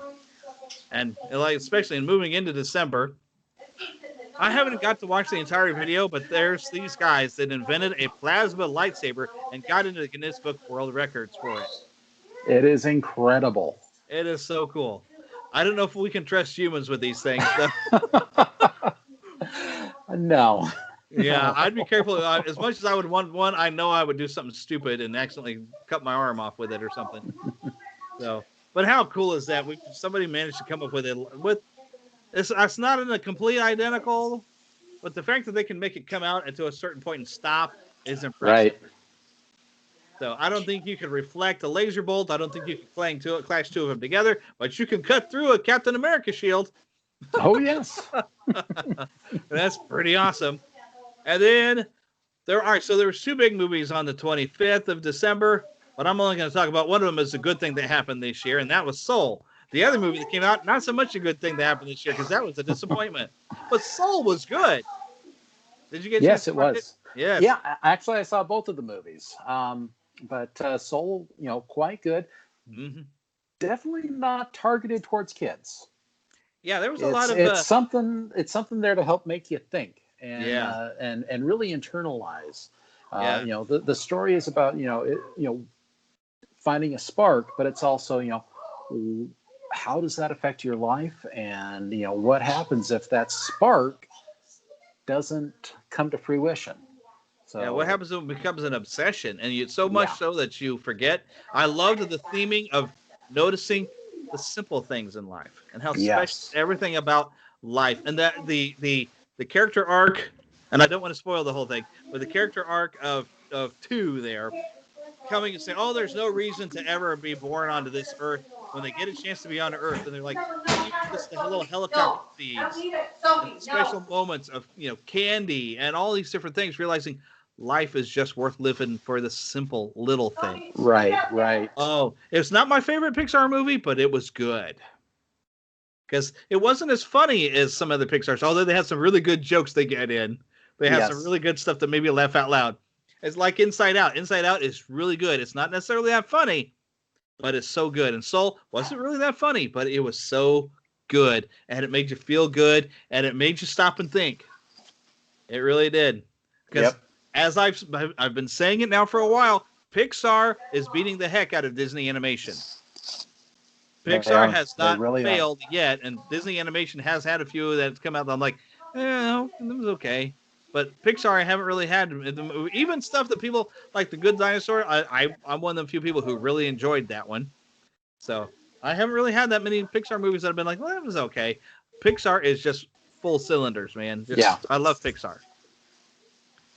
But all right, is there anything I did not bring up for the past year that we need to discuss before we go diving in? Probably, but I can't think of anything. Yeah, I try to get everything I could think of. So 2021. And a few things I've listed out, they're probably going to pop up more than one time. Dinosaurs is going to be on Disney Plus, which I think it was on Netflix, I think, years ago. And because I remember we're trying to rewatch a little bit of it, but it'll be on Disney Plus though. So I'm hopefully going to try to find some time to watch it. Snow White's Enchanted Wish. So while Disneyland has been closed all this time, they thought, you know what, let's kind of retool. They had some things they wanted to do with the Snow White. I think they're bringing in some of the high-tech stuff that we've seen in Walt Disney World with the mine train ride. So they've been enhancing it, and they kind of showed a little bit to us. It looks really cool. Now, I kind of will miss the scary adventures that it was, but this looks really cool. So, yeah, definitely a change. And this is probably going to pop up on one of my other things, but Raya in the lab Raya and the Dragon. This March, I still want to see it in the theater. Unfortunately, it's going to be on Disney Plus only. Maybe they'll change their minds by March and we'll get to go to the movie theaters for it. Hopefully we'll see some changes coming along. We got to see some teasers for it this year. And I mean, I'm excited. That looks cool. So hopefully that's Disney Animation hitting their stride again to please me. I mean, yeah, I'm sure plenty of you were okay with Frozen 2. I didn't even want to watch Frozen 2. I feel like I'm more of a vintage Disney guy. That I don't think I've enjoyed a Disney animated feature as much as Wreck-It Ralph since Wreck-It Ralph. I'm trying to think. Well, I did like Moana. Moana was good, yes, but it wasn't as good as like Wreck-It Ralph and Tangled was. But I did love Moana was good though. Yeah, and Zootopia is pretty good, but I don't know. There's something about the magic just not being there. So that's my own opinion. So yeah. So somehow they're just. But Moana was still. I think Moana was better than Zootopia. Zootopia was pretty good, but Moana was better. But they didn't live up to like Wreck-It Ralph and Tangled did, in my opinion. So, anyways, then I've got a link I got to click into because there was just so much. Because we had that Disney investors meeting, and let's just slide down. So WandaVision, it's January. Yes, January 15th. Woo! Finally, some Marvel content. Yes. So, and a lot of stuff is coming out later. We got a 2022. March 25th is Doctor Strange in the Multiverse of Madness. Is 2022. But we're also looking forward to The Falcon and the Winter Soldier streaming March 19th. Which I think I did watch that teaser. Then Loki. We got our look at Loki, which is coming to Disney Plus. I don't know if we have an exact date for Loki, but I think it's supposed to be January. I think. I don't remember January, but it's definitely coming this year. It's coming this year. Also this year, we got that the Marvel Studios What If animated series is supposed to come out this summer. Looks very, very cool. Shang-Chi and Legend of the Ten Rings. That's expected to open July 9th, 2021. We got to see Ms. Marvel. That's coming late 2021. I'm a wait and see on this one. I'm not that excited about the character personally, but we did also get to find out that Captain Marvel 2 is in this way, and they're actually going to have Spectrum in there, which I think they brought. Wasn't I forgot the character's name. Monica Rambeau. Yeah, wasn't she like Carol Danvers' friend? She was the daughter of Carol Danvers' daughter. friend. Okay, I knew that. Remember, that was set back in the 90s. Right. So here we are. Up now. Yeah, close to 30 years later, and I don't know. Maybe she'll pop up in something we might not be expecting to see her pop up in. I don't know. Well, instead that she's supposed to be in Spectrum. She's supposed to be at Spectrum. They released some news. Hopefully, it wasn't just a rumor. But yeah. We may see her sooner than we expect. You think so? Like in maybe WandaVision, she might pop up. Who knows? We'll see. I don't know. I don't know of anything else. There is some moving on with a Hawkeye series supposed to be late 2021. We still have a She-Hulk comedy series that is in the works. Mark Ruffalo is supposed to pop up in that. We also have a Moon Knight series coming. We don't know if that's going to be this year or not. It doesn't say. Secret Invasion, which is going to be a series. Yeah. Well, now this is. I was expecting this might have been the next set of Avengers films, but I'll take it as a series. They can really dive into the whole, because I want to see how they handle it, because that's a whole Skrulls are the bad guys, and they need to reestablish Skrulls that, Skrulls aren't very nice either, because they kind of went the wrong direction there in Captain Marvel. Well, there's a very interesting thing going on in Marvel Comics right now with the Skrulls, as well as the Kree, which, could be informing what's happening there. But I think part of this is all to set up Teddy Altman as Hulkling. Huh. Well, we'll see. I haven't been able to keep up on the comics in a long time now. I ain't got the kind of money. I've been putting my money into buying He-Man figures. But we've got an Ironheart series. I'm not that familiar with that character. All I know is that's the girl who is also brilliant, who finds out a way to make her own armor. Riri Williams. Yeah, which that will lead us into an Armor Wars. I think it's a limited series. Mm-hmm. Don Cheadle gets to return as War Machine. Now, with Armor Wars, I kind of thought they should have done this when they still had Tony Stark alive, but oh well. It'll be a good War Machine story. Oh, I got hiccups. Pardon me. We do know James Gunn is supposed to come back for Guardians of the Galaxy 3, but Guardians of the Galaxy, the holiday special. I don't know what to expect from this, but it's going to be awesome. I don't think any of us do. Yeah. There's also going to be a series of shorts called I Am Groot coming to Disney Plus. Christian Bale is apparently going to be Gore the God Butcher in Thor: Love and Thunder. I guess, I've been hearing a lot of people talk about DC crossing over to Marvel. And there you go. Batman's coming over. So, at least there's Batman. Anyways, Paul Rudd and Evangeline Lilly are returning in Ant-Man and the Wasp: Quantumania with King the Conqueror. I mean, come on. I think that's given us a picture of where Phase 4 is heading. Yeah, because King the Conqueror, that is no small potato. No. Black Panther 2 is still coming. I think I don't know if we've got confirmation, but I think like his sister, I forgot her name, is supposed to maybe be taking on the mantle, because it has happened in the comics. So I think we might be seeing that. That would be pretty cool. So, and then Marvel Studios also announced a Fantastic Four feature film directed by John Watts. Third time's the charm, perhaps. Yeah, let's hope. Yeah. But you know what else he's directed? And I know there's something else. I cannot think of it. Well, he directed Homecoming and Far From Home. I liked one of those movies. So, well, and what am I thinking of? No, I think that was Endgame that was in. Anyhow. Yeah. Please continue. To be fair, though, I am very particular on a Spider-Man movie. And you got to get everything just right for me to be happy. Well, and it's not part of this article, but there was also a recent announcement that Disney and Sony have again renegotiated their deal for an additional 3 Spider-Man movies beyond what the current deal calls for. All right, so we'll just see what comes from that. I'm still curious because we did see that teaser for Morbius, and they kind of flashed like the old Tobey Maguire Spider-Man a little bit on the wall. So I kind of wonder what that's about, what Sony's up to. Interesting.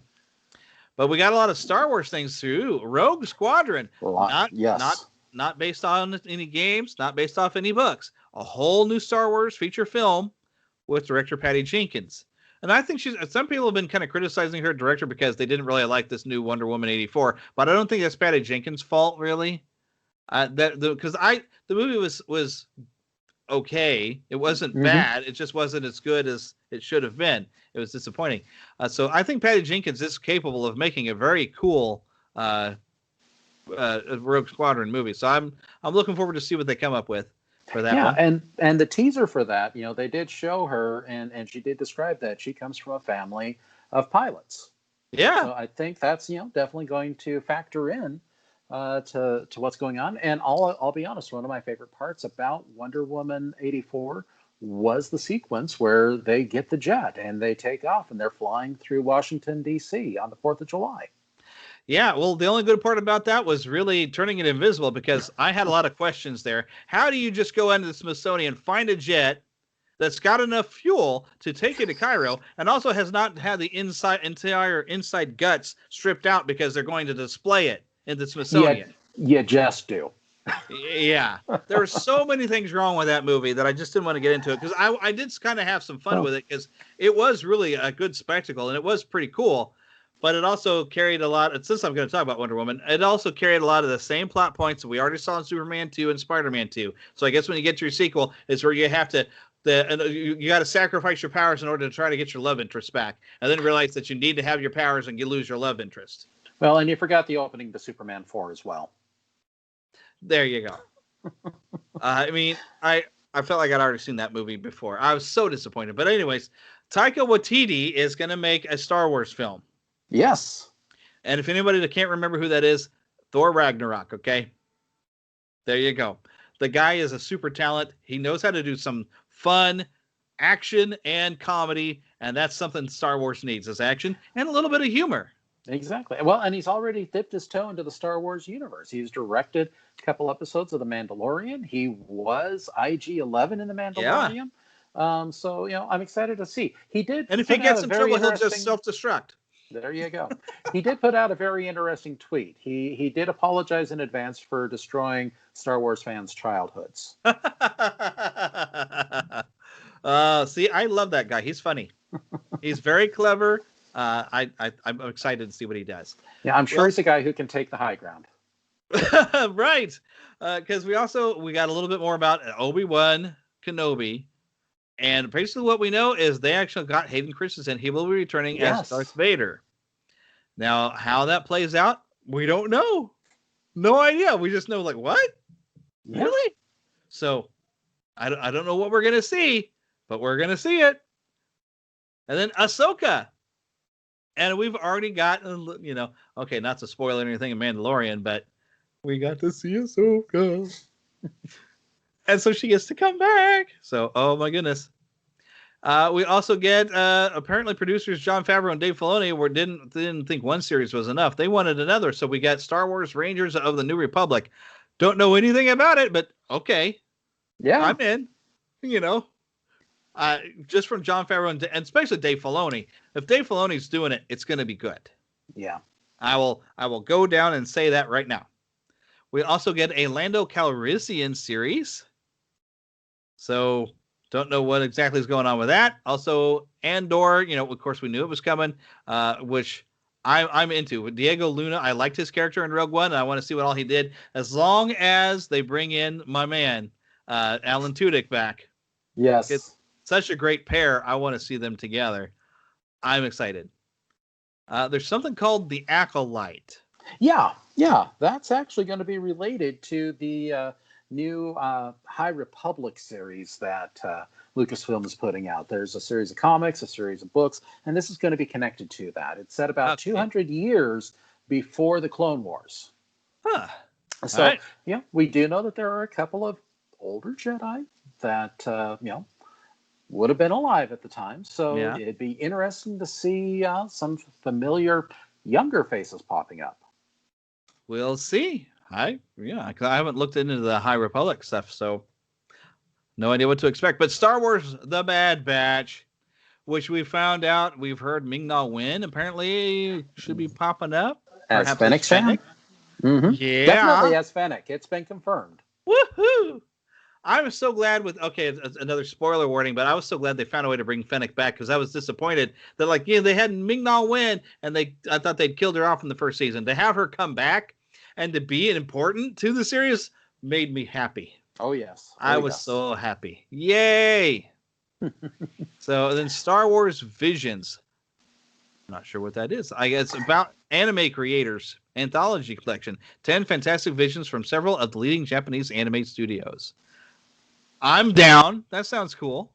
There's someone has created an anime based around A New Hope, which, or an opening of an anime around A New Hope. And it's just absolutely fantastic. It's very kinetic. So I'm hoping that this is something similar to that. Awesome. And then a droid story. This epic journey will introduce us to a new hero guided by legendary duo R2-D2 and C-3PO. A new droid character. And this does make me think of the old Droids animated series. Mm-hmm. And this is Lucasfilm Animation. So this could be but this makes me want, can we get the Ewoks cartoon back? Can I have that? I would like that, please. We can hope. Because I actually like the Ewoks cartoon better than the Droids cartoon. Mm-hmm. I really did. I loved the Ewoks cartoon. The other thing we got is Willow. Well, the Willow, a series, yes. A Willow series. I have such hopes that they don't mess this up because I love that movie. It wasn't the big box office that apparently that was expected to be when it came out, but it is such a great movie. I adore it. So, I want this to be good so bad. And then we've got an Indiana Jones movie coming. Yeah, which there's been little bits and pieces coming out, but they did confirm Indiana Jones 5 is in the works with Harrison Ford, and this will be a finale. Yes, well, because they really have to wrap it up because you just can't. I mean, I've even seen already people on Facebook like Harrison Ford, though I don't know how well he's going to do as Indiana Jones. And well, let's just hope that he ends up, pestering kids in a museum wearing an eye patch and telling them stories of when he was, 8 years old or a teenager fighting in World War I. There you go. That'd be pretty awesome. So we'll see what happens. But so that was the Lucasfilm part of this. We got more. We ain't done. Of course, Cobra Kai season 3 kicks up here in January. Yeah, looking forward to. At the time of this recording, it comes online tomorrow at midnight Pacific time. January 1st, then. Yes. Oh, I thought I was going to have to wait for it. Woo! Oh yeah, it's right around the corner for us. Guess what I'm doing tomorrow? I'm downloading the episode so I can watch them on a plane. There you go. All right, let me scroll down on this other page to see some other things that they're going to, of course, I'm going to skip over all these remakes if I can, but I guess I have to mention them. But they're going to reimagine the Swiss Family Robinson. They're going to have a Percy Jackson and the Olympians series, which is probably a better idea than the movies. Mighty Ducks Game Changers is supposed to pick up after the other films came off. I think these are all series we're expecting. Yeah. Yeah, I think this is going to be a series. Yeah. Turner and Hooch. I guess they're gonna reimagine it because they got a Josh Peck and a dog, a Mastiff. I do remember seeing that in the theater with Tom Hanks. Not the car. Not the car. Don't eat the car. John Stamos is coming in a series called Big Shot. We have the Mysterious Benedict Society, which is based off of a book series, but Tony Hale is coming for that. I'll take a look into that just for Tony Hale. And Kristen Shaw. I don't know who that is. She was Mabel on. Oh, sorry, fireworks just went off. She was Mabel in Gravity Falls. Oh, she's in the Bill and Ted Face the Music. I recognized her voice. Yes, Rufus's daughter. Yeah. Okay, awesome. So Chris Hemsworth is getting some stuff on. I'm going to move ahead here. There's so much on National Geographic. Sliding around. Here we go. Let's look at. Oh, we already looked at the Lucasfilm. We move past this. We still have. I'm not that excited about it, but the Cruella. I guess it's a series, or is this a movie? It's a movie with Emma Stone as Cruella. Yeah, we'll see. We'll see. I don't know. Hocus Pocus 2. I hope they can recapture that magic. They're rebooting 3 Minute Baby and rebooting Cheaper by the Dozen. And Sister Act. Yeah, which I'm a little tired of Whoopi Goldberg, but we'll get in. That's a different thing. I'm not as excited about some of these Disney things as I am some of the Lucasfilm and stuff. Although with Pinocchio talking to Tom Hanks to be Geppetto, I'm kind of like, oh, hey. But I'm really tired of remakes. I really am. Yeah. We've got Pinocchio coming. I must say, with Peter Pan and Wendy, I am pretty excited about Jude Law as Captain Hook. That's kind of awesome. Yeah, that'll be interesting. And Robert Zemeckis is going to direct Pinocchio, which does give me some hope that that's going to be good. Yeah. I'm not a little up in the air with the Chip and Dale Rescue Rangers, kind of hybrid animated, because I wish they would have brought back the original cast, but you can't get everything. But we'll see how that turns out. Yeah. Although, John Mulaney and Andy Samberg, I'm not sold on them as Chip and Dale. Yeah. So I'll wait. When I see something, I may get excited about it. Mm-hmm. Disenchanted. Finally, we get a sequel to Enchanted. Yes. So, and it's got Amy Adams in it, so I'm down.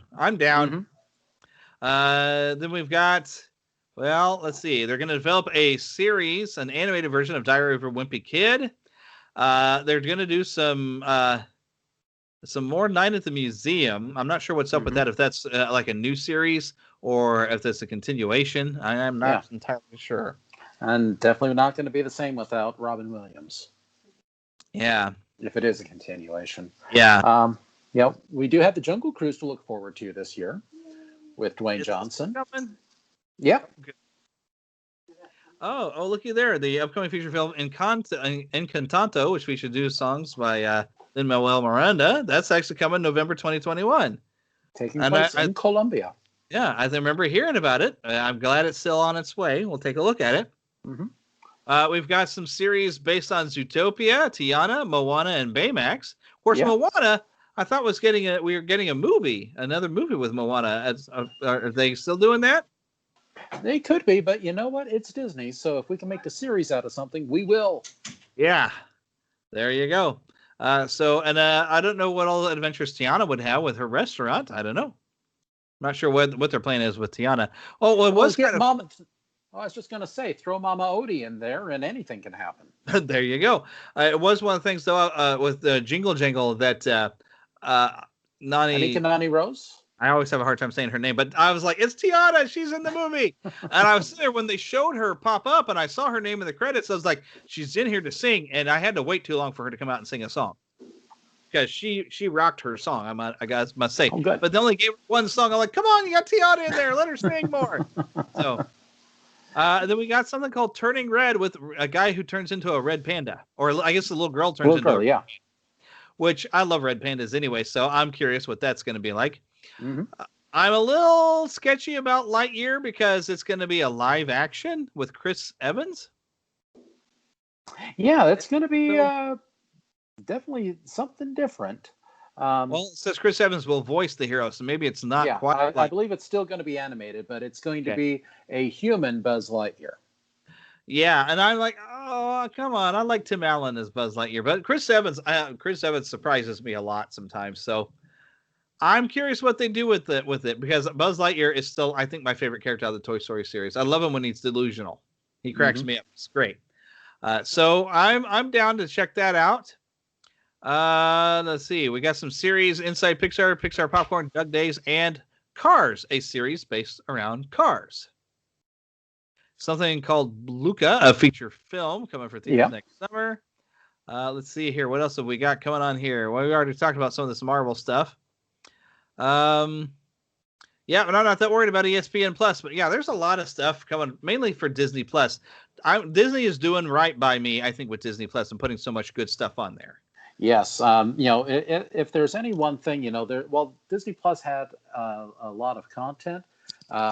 Of course, they certainly had a lot of their catalog to fall back on, and the series that they began with, High School Musical, the series, kind of okay. But I'm glad to see this content coming and to see them embracing it, especially with their Marvel and Lucasfilm properties.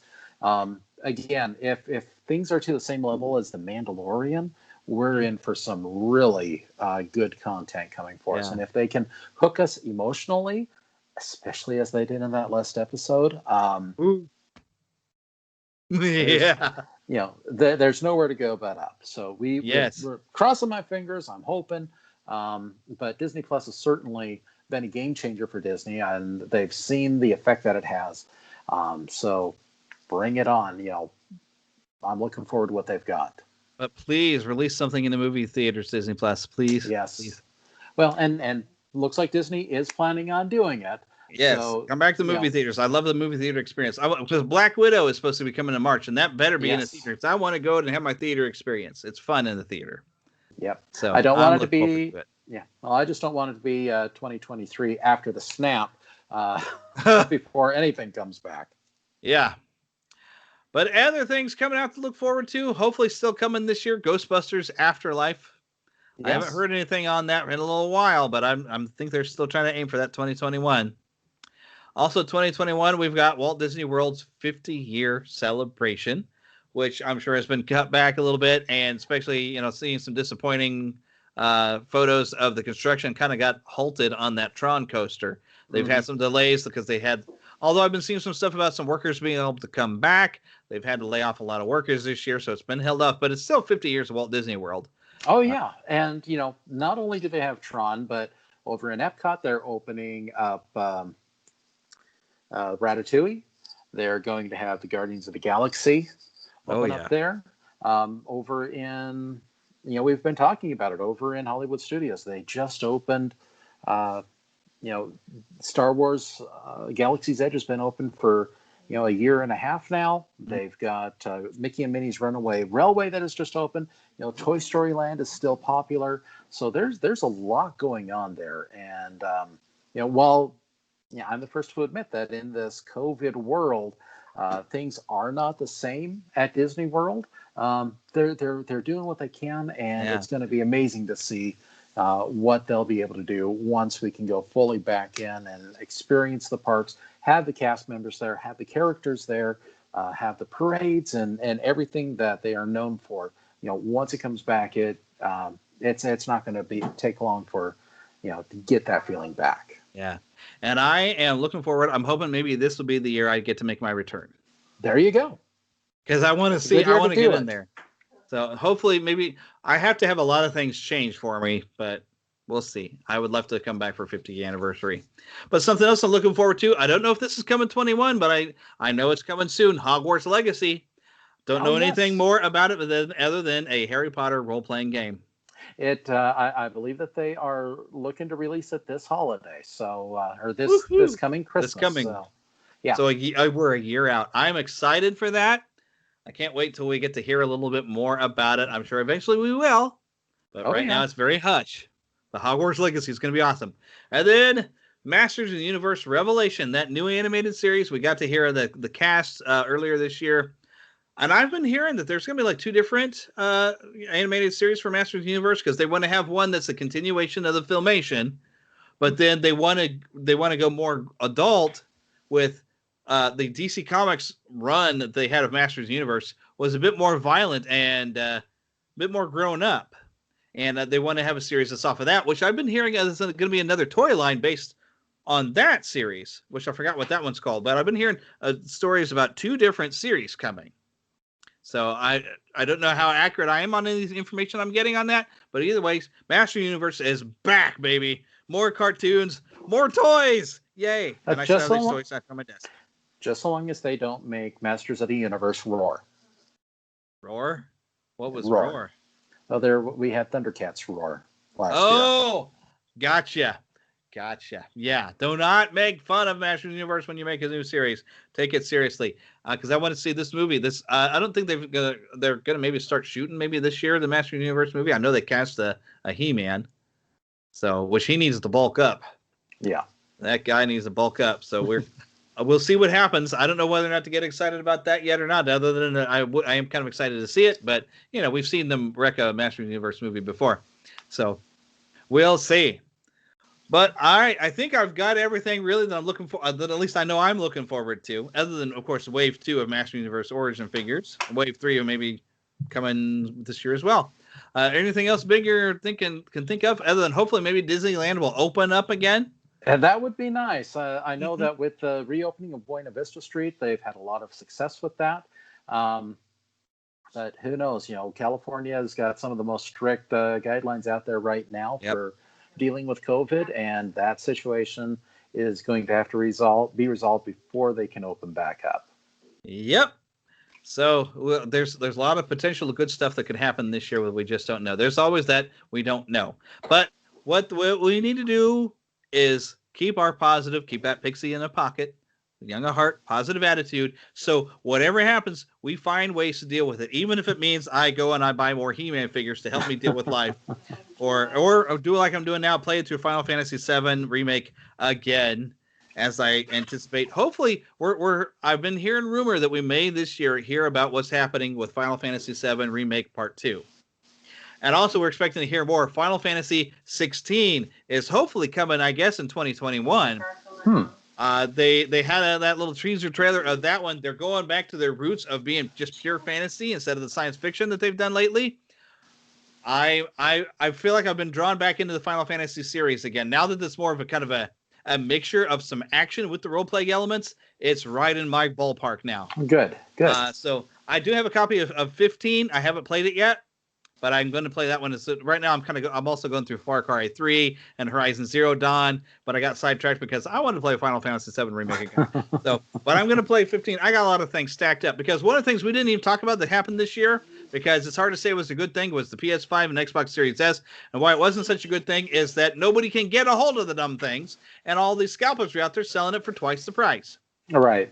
So I will wait for that to come to where we actually can manage to get one if we want one, which I have to save up some money before I can do it, And I'm going to wait because and I didn't mention the Miles Morales game is out there. I've heard it's fantastic, but I'm waiting because I want a PS5 first, and I'll get it on the PS5 so I can experience it the way the developers meant for it to be. But it looks great. I'm excited to play it, but I'm waiting. I'm being patient because I want to play it on the PS5. So there are some other good things that really didn't kind of get mentioned, but I have reasons why I didn't mention it, because that's something that hasn't happened for me yet this year. I'm waiting until the time that I can get it. When I get it in my hands, believe me, I'll probably be on here going, this was awesome. So because it looks so cool. So Yep. it's more Spider-Man. So I'm down. So because I really enjoyed that first game, and I cannot wait for a sequel to that one as well. I'll try not to spoil it when I get it. What, have you got a PS4 already, or you got a PS5 coming already? No, I don't have a PS5, but no, I've got a big Spider-Man fan in my house, and she is really begging to get it. So Miles is going to visit your house. Yes. Part of me is tempted to just go ahead and get it, but I'm like, I got a lot of other games to play. Let me play these. Because I really want to experience that on a PS5 the way they intended it. So I'm being patient. I'm being patient. Although, yeah, the footage I've seen looks phenomenal. I'm excited to try it out. But anyways, anything else we need to throw into this before we put this to an end? I'm just looking forward to 2021. Again, as we mentioned at the beginning, tomorrow doesn't mean that things are going to be wiped off the slate and everything's going to be happy and sunny and cheery.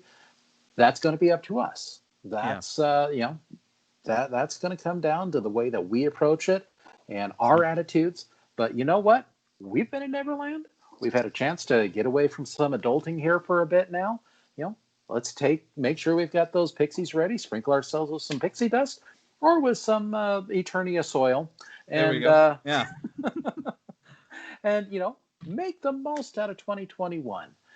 It has been it's been a difficult year. I'm glad that we've got so much that we can look back on and reflect and say, you know what, that was pretty good. Yeah.